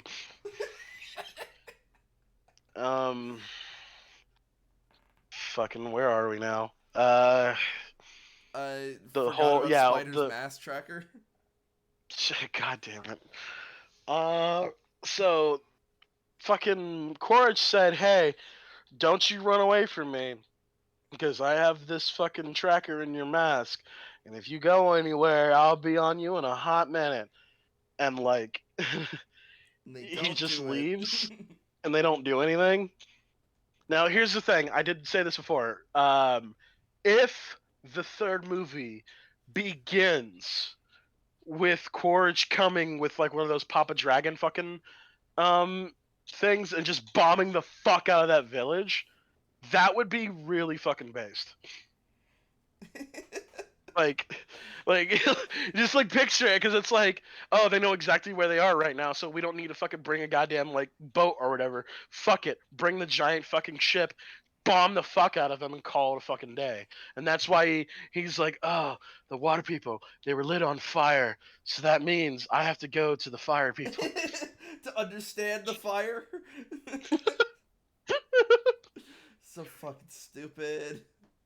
No, it's smart. You're stupid. No, I'm an idiot. I'm not stupid.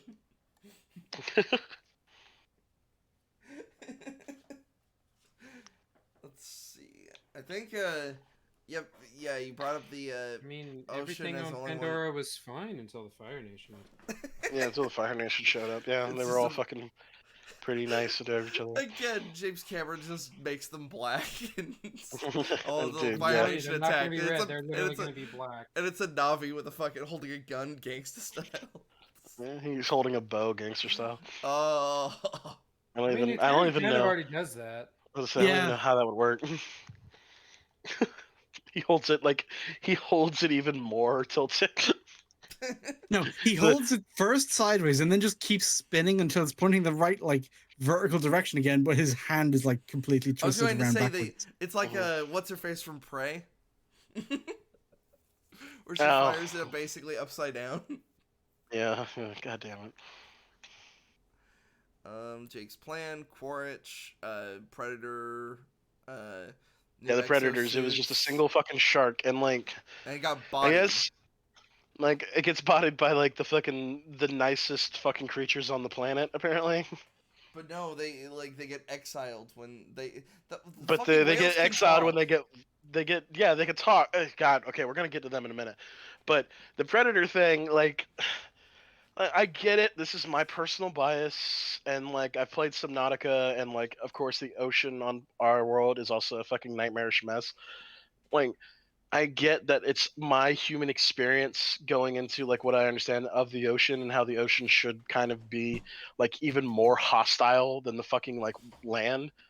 So I guess that's my personal thing, but it's like it's Pandora not. is built up to be this like very hostile planet, and yet the ocean is super chill.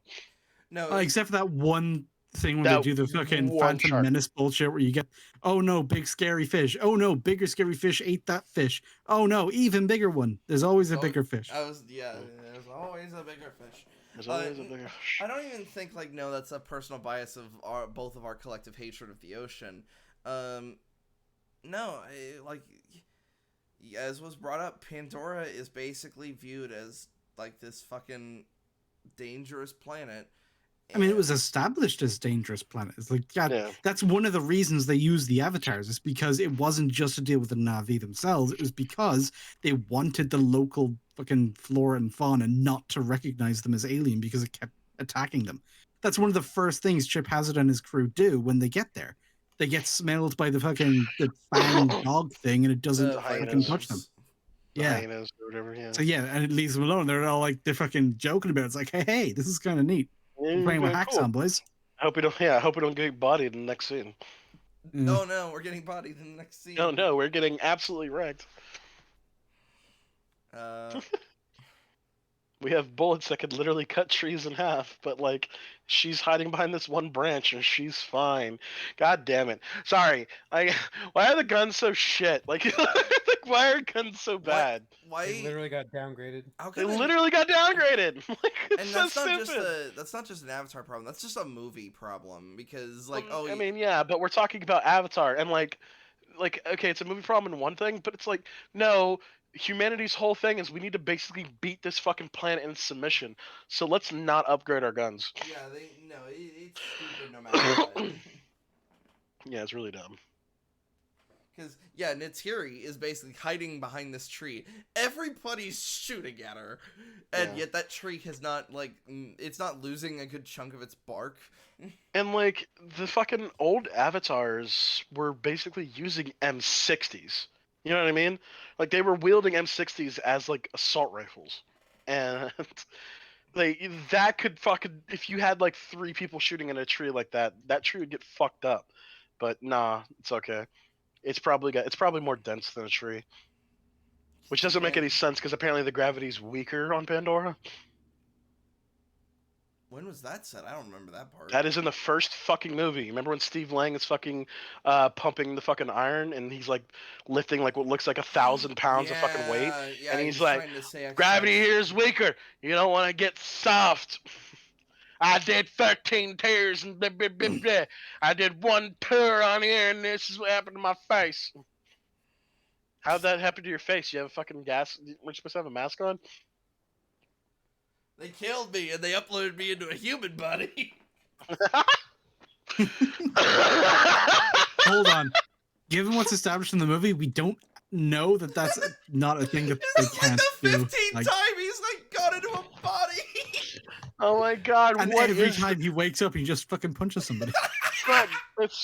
It's not Groundhog Day. There is something that does that. Am I tripping? It's the Vita tubes from BioShock. It's the live, die, repeat. Yeah, no. But like the day is resetting. It's specifically not the day resetting. You just like fucking move on. You die and you respawn. Yeah, that's what. Because like I'm saying, it's not Groundhog Day. Like there's something else that does that. But like one example was so there's Rick and Morty, the Phoenix Project, where Rick literally just goes into another universe's like. Well, no, but like the idea is like you're just a clone of the person who just got murdered. Fuck, it's not Prestige. Not Prestige. Oblivion with Tom Cruise? Oh, I never watched that. Let's talk about fucking Elder Scrolls. What the fuck? No. That's what happened to Patrick Stewart's character. He just got cloned into Sean Bean. Like you're right that like it is BioShock with the Vital Chambers, but that's not like the central thing of the game. You know what I mean? It's just a mechanic. Like I'm specifically talking about something that was like part of it. Like I'm drawing a hardcore blank, but like I feel like that kind of what Soma was like. was the Kind brain of, but scan. like once again, I'm talking more about like the actual thing of the thing. Like the idea is you just keep watching the guy get killed. I don't know, like uh, fucking Slur said "Live, Die, and Repeat," but like that's not the one I'm thinking about. It's very similar though, like in the same thing. It's like he's a soldier, but he keeps dying. I don't know. That's why It's I got to brought up fucking torture Oblivion, me. because I think that was the big twist. Spoilers for Oblivion, by the way. Oh yeah. Yeah. Turns out in the Elder Scrolls, when you die, it doesn't actually load you to a save point. In the lore, it is actually that you're given a whole new body. Yeah. God, what the fuck? Oh my god, it's bugging me. Look it up. Fuck it. Look it up. We'll just talk about other things. No, that's actually a movie trope I've gotten kind of sick of. Bullets are basically like paintballs half the time. When it's just like, or people have taken the idea, because you can be shot in around the shoulder or kind of chesty area and survive, but like your odds are actually not that good, depending on how quickly you can be brought to like a hospital and given proper medical care. Like there's very good chance that even if it doesn't like take out your heart, even just puncture your lung, you can choke to death in your own fucking blood, and you can do so pretty quickly. And even if it doesn't penetrate, it's gonna fucking hurt. Like, we went, like, a good example was John Wick 1 to John Wick 2. He got fucking shot and he got flung into his fucking ass. Yet he's, like, once he gets that stupid bulletproof suit, he's essentially, like, just taking fire after fire. When it's like... Even if your suit is made out of some magical Kevlar that will actually fucking harden up and prevent you being penetrated by the bullet, you're still taking all that kinetic force. Your entire rib cage is fucked. Yeah, your rib cage should be liquid by that point. You're gonna vomit up blood and just bones are gonna come out. Yeah, I don't know if I'll be able to Google it and find it. Because every time I try to look up respawning movie, it's like, oh, fucking Respawn Studios made Titanfall. It just basically keeps giving you Edge of Tomorrow, which is like... No, it gives me a movie called Respawn, and it's like, I don't know what the fuck that is. That is not what I'm thinking you of. did look for Respawn movies. I mean, I looked up Respawning movie, and it's like, oh, you meant Respawn movie. Because Google's fucking stupid. Hold on, let me give it a shot. Maybe my broken algorithm will just spit it out at me. Does that not sound familiar to any of you? I think I know what you're talking about. I mean, I gave you my answers to what I think it would be, because yeah, it does sound familiar to me. It sounds exactly like the movie I told you, but if it's not that one, then I can't help. Well, because like that's what's known as a death loop. What I'm specifically, because like you go back to a checkpoint. What I'm specifically saying is once this guy dies, we open up a vat and like you just walk out of it. Like, you know what I mean? There's no like restarting the timeline. I mean, that's how they explain like the death in the Futurama game for the PS2. Oh, really? It came out of like a big toaster. Yeah. If you died, you'd get the giant toaster would just pop up a new Fry. Yeah, so hold on. The implication of that, however, is that Fry saw the game over screen. So he did experience like proper death. Yeah. He experienced the death, and he went back to the nearest point where he could be dropped off from the toaster. And Leela was just like, so what was death like? It was a nothingness, and then big light, and then it said game over. I never played that game. Was that game good? The writing is fine. It plays like ass. Okay. Yeah, it's not a very good game. Fair enough. I'm not finding anything. It gave me that Frank Grillo movie, Crossbones, where he fights Mel Gibson. We got Edge of Tomorrow. Yeah. And for some reason, Hacksaw Ridge, even though that's very much not what that film's about. Yeah, like I said, being fucked. Yeah, like I said, I don't know. Like I could be just making the fucking thing up, but I fucking remember something like that. It would be easier to find if you knew one of the actors in it. Yeah, I just I don't remember at all. Did you maybe just dream this? Like, is it actually a movie you saw, or like the fucking? Well, hold on. We all watch like hundreds of thousands of films over the course of our lifetime. Yeah, there's hundreds of thousands. I don't know if that's true. You're making shit up again. I'm exaggerating. We watch a lot of films, is what I was saying. There's bound to be. Yeah, you're exaggerating. You don't watch a lot of films. No, like I said, it is what it is. But you get the premise. Is like the idea is just you don't go back to a reset point. You don't like go backwards in time. The time continues to move forward. You don't go back to reality. And Oops, there gravity goes stays right gravity. where it is. Oops, there Do you happen goes to remember a Mom's scene spaghetti. that was in it? No, I just remember a training montage of him just fucking like constantly dying. No, I think you actually are just thinking of fucking I, Live Die I'm, Repeat. I like I said, I might be, but like I just remember it like not being Live Die Repeat. Right, but it is though. It is though, yeah. No, yeah, it's weird. because you're It's so describing the stupid. training montage Like, of Emily yeah, Blunt. because like yeah, that's pursuing what You happens Tom in keep the Cruise. saying it's repeat. not that movie and then describing that movie. Yeah, But like it's I don't know, dude. It's so weird. No, It's so weird because like I feel like I'm actually getting like a headache thinking about it. So let's just move on. you are just Like, misremembering Edge of Tomorrow because there's a training montage where I haven't Emily even Blunt... seen Edge of Tomorrow. That's the problem. So I don't know what think the you fuck. might have. No, I never did because I really want to watch that movie. I just never have gotten around to it. But like, if we ever watch it together and you start saying, "Hang on, this feels familiar," I'm gonna fucking scream. what if I go? Wait a minute. This feels like this feels familiar. It's like I've died and watched this movie before. Or some shit. Maybe I'm the Edge of Tomorrow. It was the Edge of Tomorrow You ever was the friends we experienced made along deja the way. vu? maybe the Edge of Tomorrow was the friends I've met along the way. You truly are the Pandora way of water.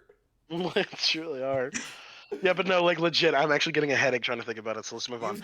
You've defeated me, Colonel Quaritch. You really are Avatar 2, the way of water. You kidnapped my children for the 17th time. I got kidnapped again. Okay, that's a writing trope that annoys the shit out of me. It's like, I think, ninja, it's lamp shading, right? That's what it's called. I don't know, is it? Hold on, what exactly are asking you you. describing? Okay, so No, remember, describe the thing okay, and we can stop, tell you. quiet, stop. Remember do you remember the part where like the fucking little baby gets kidnapped a bunch of times, and like the third time she goes, "I can't believe I'm in handcuffs again." Oh, like, yeah. Yeah, so, that like, is she's lamp shading, where somebody in the thing is drawing attention to how ridiculous the trope is. Yes. But they're still doing the trope. Mm-hmm. Like I said, fucking Monster Hunter has the best version of that because they literally call it the best kind of quest. But you actually don't escort the cart. Like, you just have to move next to it, and then once the monster appears, the cart disappears from the game. Dude, the escort quest in that is fucking gold tier because they will wheel the thing up till they see the danger. The cart will just stay the fuck where it is. You can go deal with the danger, and then when it's not fucking dangerous anymore, then it'll just fucking go to the next thing. Yeah. Well, no, that's escorting it. You're just moving from combat to combat. Well, no, that's just the Rathian that you can choose to ignore. But like once you get to the fucking the Baroth. Once you get to the Baroth, the cart disappears. Hold on. Because the Baroth is the point of that mission. I actually am curious about something. Is it still an escort mission if most of the mechanics behind it are gone? Like, is Ellie and Elizabeth no, they are not. They're very much not escorts because like, well, like I guess Ellie can die, but like, can she? I genuinely have never seen it happen. She could die in like very specific points. Like, if you're sniping with Joel and you fail to kill something, she can get shot by one of the guys on the ground. And there's that one spot where you get ambushed and like Ellie's getting choked by like one of the dudes or whatever. If you stand still, she will die. Okay, so you literally have to walk forward to like initiate that, but if you like don't move, she dies. So it's a set. So yeah, you're right. It's a set piece. It's not. It's like it's functionally not an escort mission because she's essentially a living turret that like just kills shit for you. Yeah, and Elizabeth in BioShock Infinite just actively just gives you shit, and you don't have to worry about it. You don't actually have to. Also, worry every time her. the combat starts, she goes and hides in a bin or something. Like she's not part of it. If only fucking Ashley knew how to do that.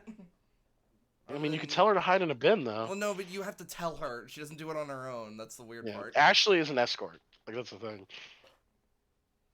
God, I fucking hate escort missions. They all suck. They all suck. They're all worthless. Oh my god, I fucking hate It's been pretty much unanimously agreed that they suck for so long that it's honestly baffling why anyone would still put them in a game. Prototype is like past easy is like borderline unplayable because of how many escort missions are in that fucking game.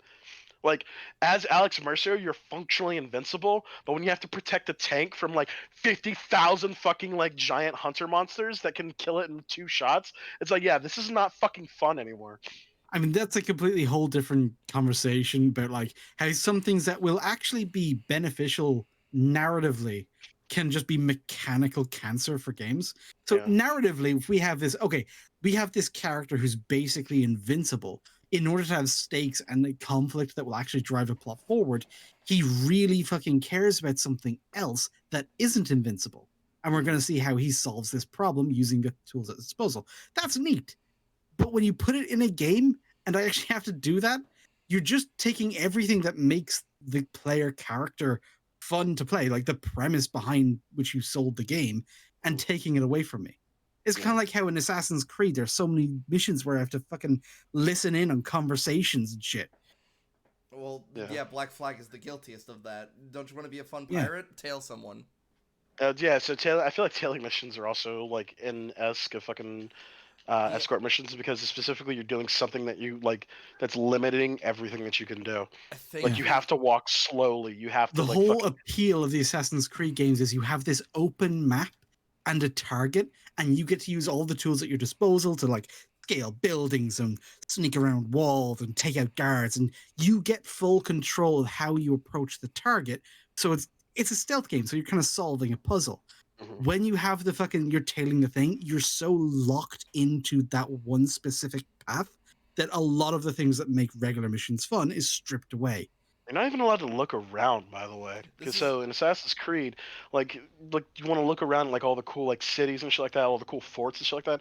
But if you lose sight of your target, like a timer immediately spots on the fucking screen. It's like you better look back at your target. And then if you so you're not even allowed to look around. You have to look at your fucking target. Hold on, you can't hear him with your eyes. Turn them back. I can't make out what he's saying. Oh my god. Anyway, that's why the trailing mission, the only trailing I liked was in Arkham Knight, where you're trailing the fucking Penguin gun vans. But that's because you can be so far above it, and they've got so poor vision that's like it hardly even counts. I mean, have you ever tried looking up in a van? It's really fucking difficult. But no, so let's go back to the fucking movie because like that could be we could do a whole fucking discussion like how shitty fucking taking away mechanics are for video games. Like I'm playing fucking Spider-Man and it's the same shit whenever you play as Mary Jane or fucking Miles. But the last big point is the Tokun themselves, the big fucking whales. We talked about the predators and shit like that, and how the predator gets immediately assassinated by this giant fucking whale monster. But it's not established to us like what this fucking giant whale is, and like, the person, the fucking son. Do we even remember their fucking names? No.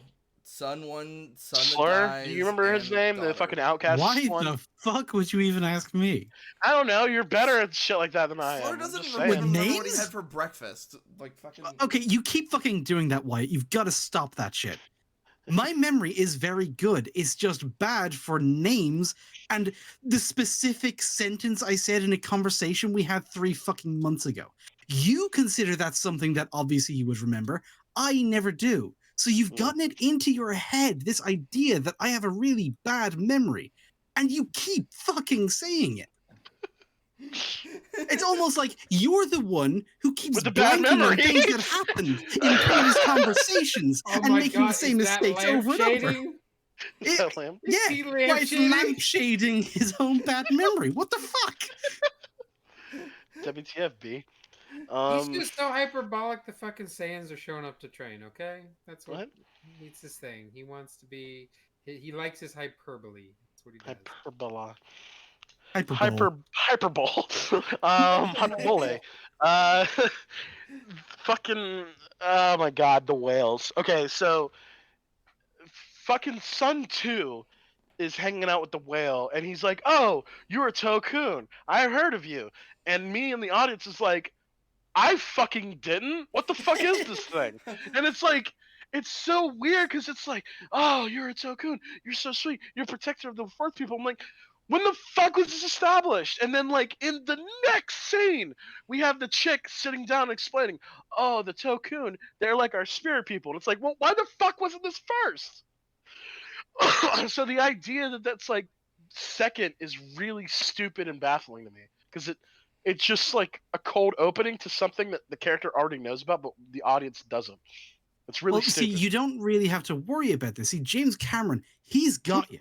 He's looking out for you in this exact scenario because he knows that by the third scene of Swimming with Whales, you fully get it. I guess, yeah, because we have that whole. He's like just swimming with it, and he's just having a gay old time. And Yeah, I'm like, and that's then we cool, I get that guess. scene again, and I'm just like, weren't we just here? Hold on, and then So he's just weird. like, "Hey, why are you an outcast?" And he goes literally into the belly of the whale. Yeah, in order to mind meld me, get in my mouth. Yeah, so this is a weird thing because like you could so if you pull up a picture of the Tokun, specifically where he's like they're both like T-posing to establish their dominance, you could see that the Tokun have these like weird long tendril things that are very similar to every other fucking creature on Pandora, Oh where it's yeah, naturally. clearly But like those aren't the proper hair dick ones. The real hair dick is in the back of his are in the throat. back of their fucking throat, and it's like what? Why? Yeah, why is that the only creature on Pandora That does that? And it's like where the shit is on the inside? Because going into the mouth of the whale is like biblical imagery and shit. Ah, It's all yeah. Yeah. It's literally the a way story of trope. water. Yeah. The way of it's the way. Oh, whale I mouth. get it. Like, so there's like the whale. It was like Jonah, and then the space Jesus chick. There's a lot of biblical. Yeah, stuff you remember that going on. time Jesus came out of the water and belly flopped onto a boat to win a war? I Yeah, get it I now. do. We are water people. We are the way of water. The line's so stupid. If you look at my notes, I have that like at the end. Yeah, Whoa, we are water people now. And then you hold on. You say like I'll read the specific note. We are water people. We are sea people now. Lol. Yeah, that's my fault. I said it wrong. It's He like, learned his lesson that he needs to not run. He needs to stand and fight. and like the movie ends the same thing with him closing his eyes and then him opening them. Oh, Avatar. That fucking killed me. I was like, you're just zooming into his eyes. You're gonna do the opening thing Do the for thing. the You're gonna first do the fucking thing, movie. Angie. You're gonna do the thing. He did the thing. Clap. James Cameron, you fucking hack. Fucking George. Fucking Scott. Hack. It's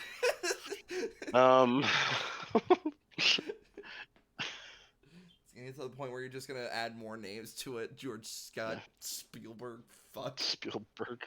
And fucking Lucas. Johnson. Jones. Knoxville. But Butterbean. Butterbean. This movie would have been improved with the inclusion of Butterbean smacking a fucking Navi. No, yeah, if Quaritch was played by Butterbean, he just kept kicking the fuck out. What's the fastest you've knocked out a Navi? 18 seconds counting the 10 counts.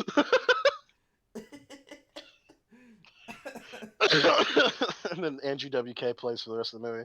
Fuck, I just wrote a more. I want to watch that movie instead. No, you gotta write your Sherlock Holmes film first, which is fine. Yeah, I gotta write. I've already wrote it. Now. Just fucking. That's the joke. Is just the joke is just he pulls up his fucking pistol and just shoots people. Since now Sherlock Holmes is public domain, you could get that made. Are you serious? He's public domain. I didn't know that. Okay, well, shit. I might. Well, that's fucking Michael Caine and fucking. What was the other guy? Who was Watson? Simon Pegg. You said. Simon Pegg. Simon Pegg's Watson. Okay, yeah. Let's fucking do it. I want to get Mark Strong on there too as the guy. I need to find a good fucking. I need to find a good person to play Moriarty.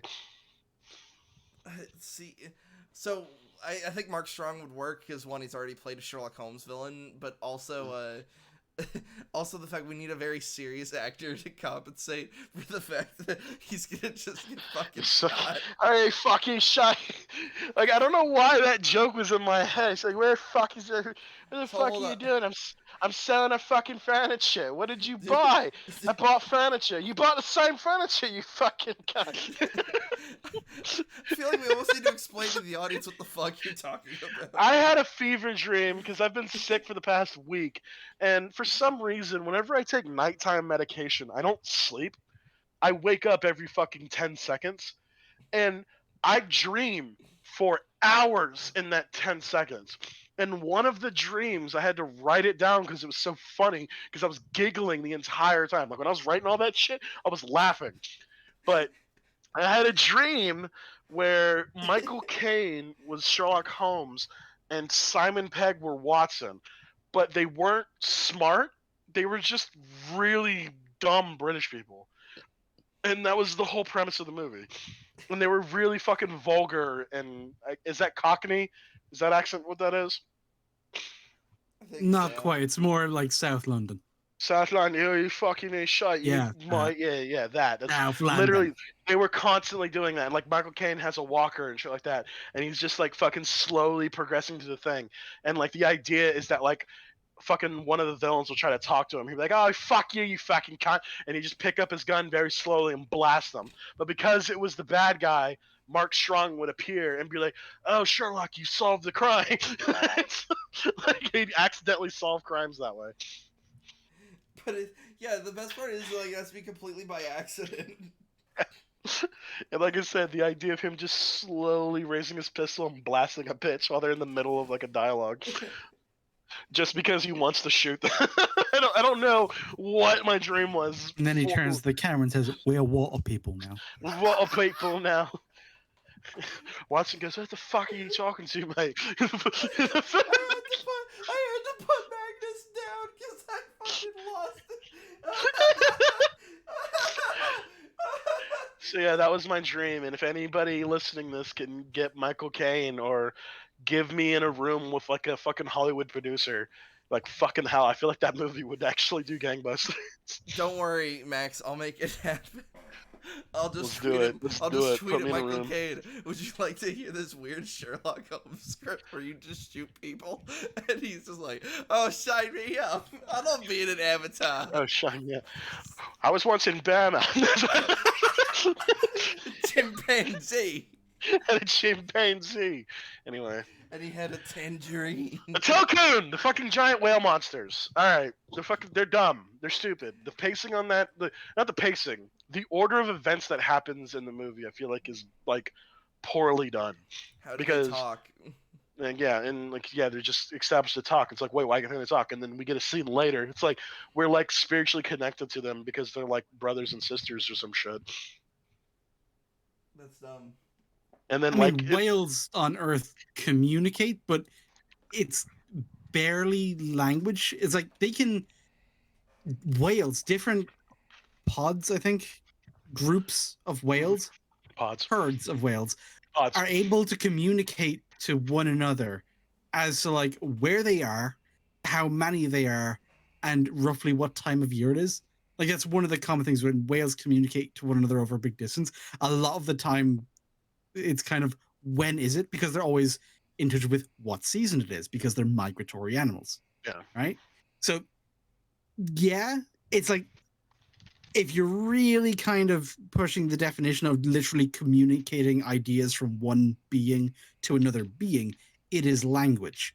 For more complex shit, like what the Tocoon are shown to do, you actually need like some kind of set of phonemes. So if they were able to click or squeak or make some other kind of noise like that and not just kind of think at each other really hard, which is kind of what they seem to do. Which is what they do. Like, I feel like sometimes when the subtitles appear, they're not actually making noises. They're not making noises, but yet for some reason the Na'vi have to sign language at them. Yeah. Well, because they're not psychic. What the fuck? And like, also, how did you teach the whales sign language? They don't have hands or a frame of reference for what different gestures would mean.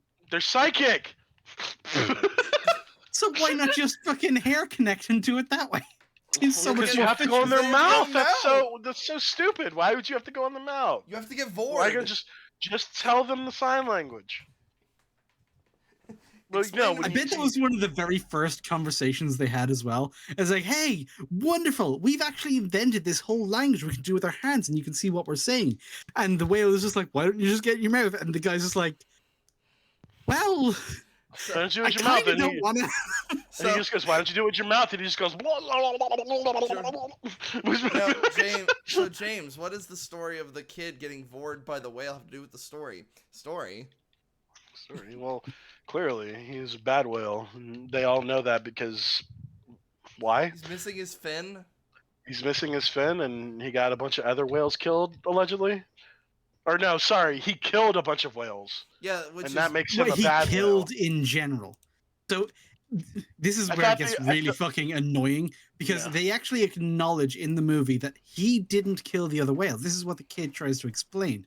And he's told, no, it's worse than that. See, they're so pacifist that even though he didn't kill them, he led them to the thing to try and fight back, and they died. But because he tried to initiate violence in any way, he's tarred as like a murderer. And he's also a tard. Which just makes me think, like, okay, congratulations, the whales are retarded. They won't defend themselves. Okay. Yeah, but they're really smart. You do have this. Okay, this is going into the whole spiritual thing he was trying to ham-fistedly do with them, where you do have things like monks. Like, it is against their core principles spiritually to even fight back. To use violence is a violation of that principle. And they fully acknowledge that this means that if they are attacked, they will be wiped out. And it's kind of a surrender your fate to the universe kind of idea. If that's the way it goes, then that's the way it goes. I'm sticking to the principle because that's what's spiritually important to me. And to anyone not in that, it seems very weird. It's like, oh my god, fucking stupid, weird, fucking orange jumpsuit people got themselves wiped out because they wouldn't pick up a stick. That's fucking dumb. It's like, yeah, no, it seems dumb because they're operating from an entirely different principle. A whale, an animal existing in nature with other animals. That's fucking stupid. Yeah, that's. Oh no, but don't you get it? That's another thing. We're putting people values on the fucking aliens. Oh man, I hate this. I hate it. It's dumb. Max, did this go from like a 6 to like a 3 to you? No, it was always like a fucking 5. It was just a 5 that I was having fun with because the 3D was really spectacular and the animations are really nice. And to be fair, a lot of the shit in the final fight between Korch and Jake are really cool, like the way like they're handling shit like that. But for the most part, it's a pretty fucking stupid movie. And like the idea that the Tokun are like these super intelligent creatures because they have big fucking heads, like. Am I misremembering what the fucking scientist said? They just have really big brains. It wasn't just that their brains were big, because we get this on Earth as well. It's not about the size of the brain, it's about the density of the wrinkle. The more wrinkle you have, the more fucking surface area you have for different neurons and shit, the more actual brain stuff is going on. Yeah, gotcha. Thing is, though, all that brain stuff, like one of the reasons whales on Earth aren't super, like, they're pretty intelligent but they're not super smart despite the sheer insane size of their brains, because to have brains that dense takes a lot of energy. And animals don't evolve to be the smartest or the strongest or the fastest. They evolve to be the most energy efficient and the most well adapted to their environment. Yes. So if being like so sentient and so evolved beyond what even humans are, to the point where they've not just evolved intellectually but spiritually, to the point where they have monastic orders, but they exist in an environment where a shark is going to come up and try and gnaw at their guts, that just seems incongruent. A little bit. But don't you get it? They're peaceful. And yeah, this is why I said earlier that a lot of the world building, at first, it seems really cool and detailed because you have this whole environment that's been thought out. But once you go beyond that surface level, like, it breaks the fuck down.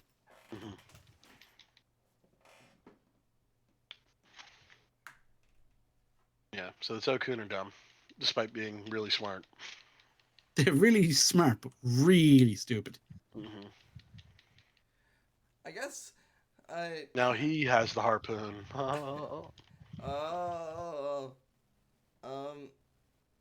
Their brain juice being like a key ingredient to extend life.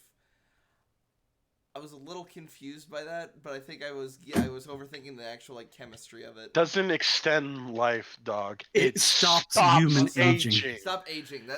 Yes. That's don't worry, it's dumber than you think. It's just am I overthinking the chemistry here? How the fuck is that a thing? You're putting more thought than James Cameron did. Why would you do that? Okay, but the thing is, the way I aging have it, right? breakfast and then I suddenly have more thought than fucking James Cameron on this movie. But don't you understand the plight of the eggs that you had? It is something that you cannot Yeah, they were recreate in the film. delicious. I don't fucking care. The way aging works is that, right, you know how throughout your entire life you're going to replace literally every single cell in your body over the course of about 4 to 7 years. Yes. Right? But you're an entire, literally physically a completely different being. Yes. So as your cells just, die and replace as just kind of how your body maintains itself, it's a copy of a copy of a copy of a copy. Aging is the natural degradation of our physical bodies as we continue to be alive. That's why it's something that we can extend human life by addressing the problems with aging, like organ failure, achy joints, bones that just don't work anymore. We replace them and with like prosthetics and shit. We can help, but you can't stop it unless you stop the thing that's causing the degradation. If this chemical, through whatever sci-fi bullshit, meant that our cells were able to perfectly replicate with no degradation, that's kind of how you would hand wavy explain it away. And in a better sci-fi thing, and if that was the premise, because I give premises a lot of credence when it comes to this shit. If the premise was that this is a story about a world in which we discovered a thing that would cause this, and now we've got extendo life and blah blah blah blah, I could kind of let it slide, kind of, but they don't even fucking try here. They just, hey, we need some super valuable other thing to replace unobtainium because nobody could obtain it with, and we also need a reason for Space Whale Dundee to be a cruel, sadistic asshole, and one that's very clearly driven by like evil capitalistic motivations. And so they literally just went back to the 1800s idea of what vampires were, where they were literally just feeding upon the poor, innocent life to extend their own cruel, selfish existence. I don't even believe the like it's now because it's unobtainium, and it's like, but when they landed and did all that stuff, they could have very easily just reset up the mine. They just said they gave up. Didn't they say like this is no longer a mine? Like they kind But of. we didn't. But the problem is we didn't even need this conflict. It. I say we because humans. The humans had motivation for being on Pandora. Yeah. It was to survive. Yeah. So to have this whole other MacGuffin device for a reason why we're fucking with the water people just feels like an extra like fuck you to anybody trying to like hope for a better thing. Yeah. Because here's the thing: when like your motivation is survival, that opens up a lot of chances for diplomacy. Like we tried diplomacy in the first movie because we wanted the fucking medal. And the Navi were like, no, you can't have the medal. But we didn't even try diplomacy when it's like, we need to survive. And it feels like, it's like I said, it's just his fucking shitty, like, juvenile take on like how fucking conflict needs to be there, where it's like, no, this would be the perfect thing to bring to the table, like, hey, we need to talk as people to people. So. But no, we're also giant whalers, and fuck you, haha, we're evil. So because you saw it probably the most recently out of the four of us, when you said like they tried the diplomatic solution, what was the exact quote? Because I It's always. like we tried building, we want the fucking unobtainium. We tried to build them city. We try to build them schools. We try to build all this stuff. We try to talk to them and give them technology. They don't want it for trade for unobtainium. So the idea is we try to bribe the Navi to like basically rip apart their planet. Yeah, And obviously they weren't going for it. and they went piss Now off. we didn't even try to bribe them when it's like, hey man, we have nowhere else to go. And it's like, you didn't even try to talk? That's what I'm saying. Like, talk no jutsu is like a really important fucking plot point.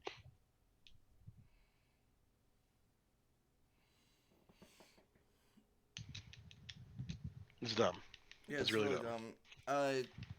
unless that's kind of the end of your notes. You mentioned you really liked the fight between Jake and Quaritch. Do you want to go into that? Yeah, it was fine, but like once again, it's kind of like I like the fucking scene between Spider and Quaritch. Like, you know what I mean? It's like, yeah, it's one fucking like Quaritch is like probably the only good thing in the movie. The rest of the movie is just trash. yeah, and then I thought it was really weird when Spider fucking saved him. He was knocked unconscious and then just Yeah, and left that's another underwater. thing is that like Quaritch was also saved by the like even Quaritch wasn't unaffected by the fucking dumbness of this fucking story because Quaritch was literally drowned underwater for multiple minutes, Yeah, and like yet you he can was able see. to just fucking be picked back up and just he's fine now. I think like he was even mid convulsing from like his Like he body was trying to. convulsing, yeah. Yeah, because that's kind of what happens when your body's trying to. For us, it's when you're trying to find a source of oxygen that just doesn't fucking exist. Yeah. And in this case, it was the weird whatever. It's nitrogen, right? In that their atmosphere mainly And nitrogen, I'm not methane. 100% sure, but the idea is that he wasn't breathing and he was breathing in fucking water, which Yeah, we've established that the fucking Navi cannot do. yeah, they're not. Yeah, just fucking. They I don't don't even think have they do gills. CPR. I don't even think he coughed up water. I think he No, he just got doesn't up. cough up water. Just a CPR. He just pulls him onto the shore, and he's like, "You're better, buddy. Yeah, that's Now let me that's hiss. No, let me hiss at you." and dive in the water. And by the Yep. way, I'm running out of air. I'm running out of air, by the way. Can you give me a new air tank, Dad? I want to go hang out with my. I want to go Dad. hang out with my Navi friends, please. Well, I'm gonna go Dad. hang out with the people I've just betrayed and potentially doomed forever. Yeah. Bye. Later, dude. Thanks for being nice to me those couple of times. Fuck you. Dives in the water. Dives in the water. Doesn't Hisses. elaborate. Hisses. Dives in the water. Hisses, doesn't elaborate, leaves. No, no, no. Spider is not a Giga Chad. It's very much not. Don't you dare. The Giga. I will not. I I will wasn't. not have. I will not have I thought. Spider I culture thought appropriate Giga the. Chad. I thought they can also be used to like talk shit on somebody that doesn't make sense. Like he Yeah, just. but no, fuck it. I don't want Spider to be. Spider's not a Giga Chad. That's the end of the sentence. All right. Um. Spider's very much cringe. Yeah. Does it make sense that their tree of life is underwater? How do they? I guess because they use their weird Well, connecting thing. Well, it's then more go... like the coral reef of life, which yeah, and that's sure. like it's. Oh God, we're talking. Okay, so we actually didn't address the thing I wanted to say, is that first of all, when Kiri interacts with a tree, don't all the Navi find it really strange that like the entire tree is like convulsing like she is? Wouldn't that be like a red flag for like their shaman fucking takes? You know what I mean? It's like, oh wait, what the fuck's going on here? But no, that's not brought up at all. Um, when the scientists try to look at her, they're clearly not prepared to deal with Navi biology. So the shaman comes in with her little like toothpick, lightly pokes her body, and then pushes it out of the air into the fucking world, and that's how she survives the fucking convulsing thing. Well, that goes again into the ham-fisted kind of spiritual angle he's taking with her, where the science and the sky people medicine doesn't work, but the more in tune with the spirit, the mother figure, whatever the goddess name is, the more in tune with that, the spiritual stuff that's that noble savage shit is all over this movie. I It's know, but these it's people are more in tune with that, even though it doesn't make sense to us because it's more spiritual. That's what actually works because everything he's doing with her as a character is going to be grounded in her being weird fucking sea anemone Jesus. yeah, but the problem is it doesn't even make any sense for the fucking thing though, because it's like so the shaman has to communicate with Awa to basically free her body. Yet the reason why she was convulsing is because she was communing with Awa. Like, Yeah. it doesn't fucking make sense. It's so fucking stupid, and it doesn't even make sense like with its own can fucking whatever. It doesn't Continuity. in its own continuity. Thank you. Like, she like the other shaman is just more in touch with Awa than the person who was literally one with Awa a second ago. I Okay.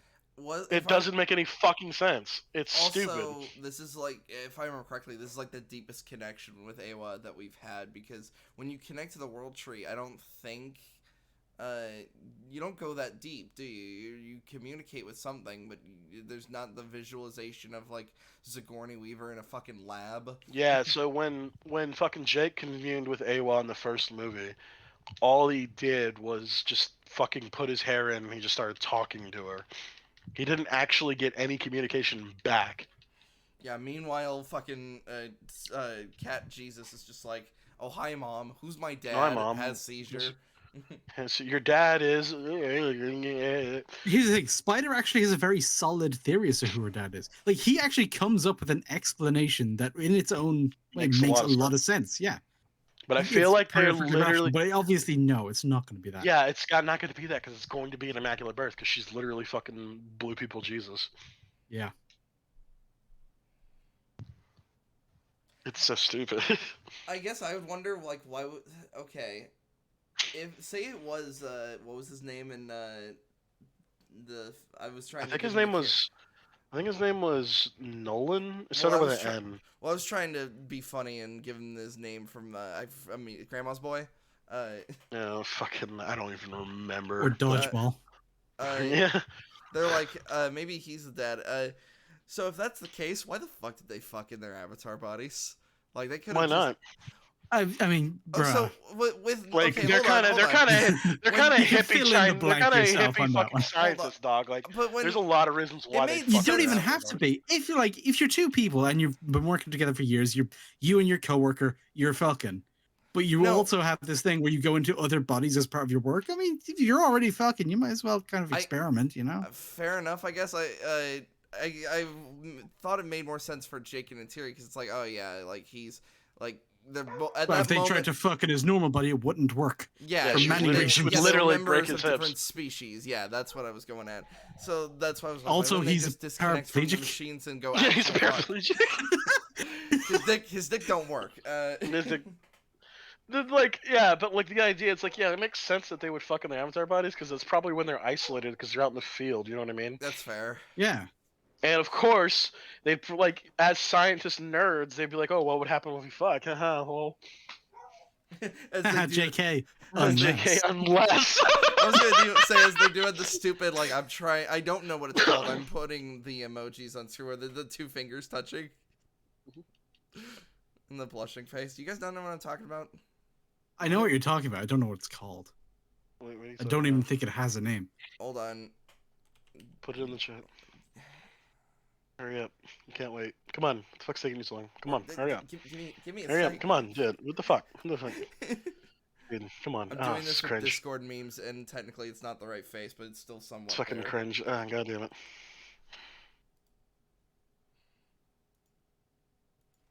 Hurry the fuck up. God damn. You have to fucking search it. That's why Discord emojis are actually fucking broken. That thing. I know that's why I looked up blushing, and that's that is literally the unless meme. What are you talking about? JK unless. That's actually what it is called, the unless. Or like, if I like many visual things, I don't know it has an official name. It's just what people call it. Mm-hmm. Unless. Or it's like, it would be a real shame if we fucked tonight. Sigourney Weaver was like, "Would you still love me if I was blue, people?" Oh god. No, she'd be like the Butch approach to it. She's like, alright, fuck it, Nolan, get over here and get on top. No, yeah, it would be that approach. Yeah, she's an alpha fucking female. I mean, it is Sigourney Weaver after all. I mean, that's how she was in the fucking movie too. Mm-hmm. It's such bullshit. Listen here, Colonel, Colonel Rick or whatever I'm trying to remember. Ranger Rick. Yeah, what are you gonna shoot me, Ranger Rick? I might. I'm mad. And he did. Most fucking baller way possible too. Mask on. What? Opens door. That is a mask. Yeah. He literally needs to be handed a mask because he's like, ah, fuck it, I'm gonna shoot these bitches. I'm gonna fucking shoot you. What a badass. I love him. Stephen Lang, he hasn't before Avatar, was he in much? Yeah, he was Colonel Chip Hazard. That was Tommy Lee Jones. You don't know that. Does anyone else have anything else to say about Avatar 2? The Way of Blue People. I get it now. We really are blue people. What would we give this after all this bullshit? Probably like a fucking 4. See, I think I started off at about a 4, where I thought it was like a bit below average, but it's worse. It's a 3 at best. Yeah, actually, it might only be because lower. Like events roughly follow one after the other. Roughly. What would need to? Is it already in 2 territory, or what would it need to do to be in blue territory? No, because Stephen Lang is fine. The acting is fine. The animations are fine. Like, you know what I mean? Like, it's still the music is pretty good too. Like, there's not like a whole lot of like real sorry. There's not nothingness to the movie, if that makes sense. Like, it doesn't have zero value. It has some things. Even just like writing wise, the characters, even if they act fucking brainless, there generally is some kind of reasoning behind why they do what they do the way they do it. Whereas when people just fucking do shit, that's when you're kind of into territory. Mm-hmm. Like when you get to fucking CW show where people can teleport around because it's what the writer wanted, because they wanted a very specific interaction, where there's absolutely no effort given to try and make it coherent. Yeah. Like 2 is pretty bad. Like 1 is where you can't even have cause and effect anymore. Like one event does not follow on from the event previous. That's when you're down at 1 territory. Yeah. So I'd say this is up at around a 3. Things roughly follow on from one another, but upon any examination, the story disintegrates. Yeah, like Crisis on Infinite Earths is a 1 because at one point they literally escape space and time. Yet, fucking. Well, I mean, in that universe, see, that's the thing. They put a lot of weight on that, but in that universe, there is like an escaping of space and time thing, so it is oddly consistent with its own Even self. within that universe, without it being consistent, just on its own, it's already broken. Because as a concept, it doesn't make any fucking sense. I guess, but like I said, if you're in a space that has no time and you try to say something, the fact that one sound happened after another means that there's time. That's true. Yeah, I was trying to go for Batford, but yeah, it's fucking stupid. I don't know why I was going for it. I'm tired. Let's call it there. You're very charitable. That's one thing I like about you, Max. I mean, I try, because like I said, even in this movie, I like the concept of Blue Squad. That's what I'm saying. That's why it really fucked with me how much I fucking hated it, because it was really wasted. Like, Blue Squad could have been like a proper. Hello? Ninja tapped out. He's fallen asleep at his desk. I was gonna ask if he could give his. Okay. I was gonna ask if he could give his number rating before he left, but I was literally mid typing that. That's fair. We're all fucking tired and shitty. Like, we just fucking. Ninja hated it, so we just assume that he's probably agrees with us for the most part. It's I would good faith. I would guess he would say it's a 2. I thought there was a lot of missed potential here. Like, if they had not just gone to water people in general, and it was just Quaritch trying to like learn the ways, and like it's almost becomes. Well, now we were saying that if it was a whole other different movie, if it was a whole other movie, no, that's why I'm like I got irritated from like its lost potential, because we had a potentially really interesting movie, like almost a twist on the first movie where it's like his Jake's journey was he's supposed to be this not undercover, he's supposed to be this bridge that eventually turns the side of the Na'vi. I thought it was going to be he learns but it still stays on the side of the humans. I thought that was going to be what was happening, and then they went to the water people and it's like, all right, which is literally the plot of the game, by the way. That's the plot of the game, is that you get an avatar, you learn about all the people and shit like that, but you can make a decision whether or not to help the avatars or to stay with your race. Yeah, so it's like, I guess fuck me for that, for actually trying to think of a. But that's what I'm saying is like everybody always likes to hit on fucking video games where it's like, oh, it's so shallow and terrible, but it's like, yeah, but like the fucking plot of the game did this better. Yeah, and I remember it getting kind of repetitive in the beginning because for the most part you only like in the beginning you fought viper wolves for like a good a good like hour and a half. But then when it finally let you make the decision, like the game finally picked up.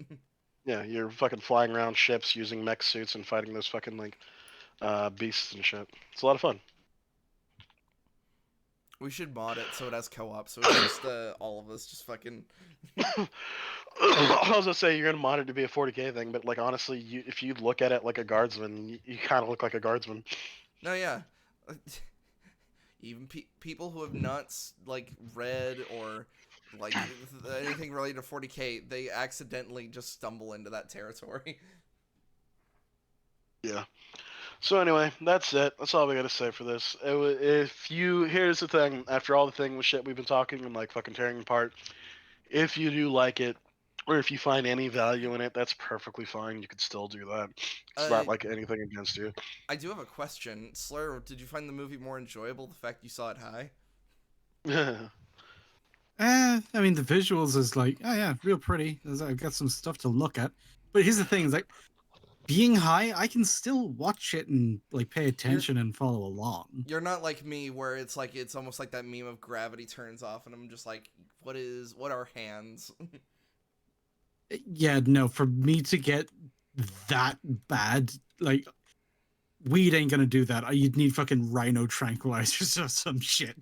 Like, yeah, I keep thinking like, do I just have an insanely low tolerance and it's never gonna go up, or? I mean, you don't want it to go up, dude. I don't want like one puff to immediately send me to fucking Mars. Like I'm like, think of how much money. Think of how much money you're saving. What the fuck?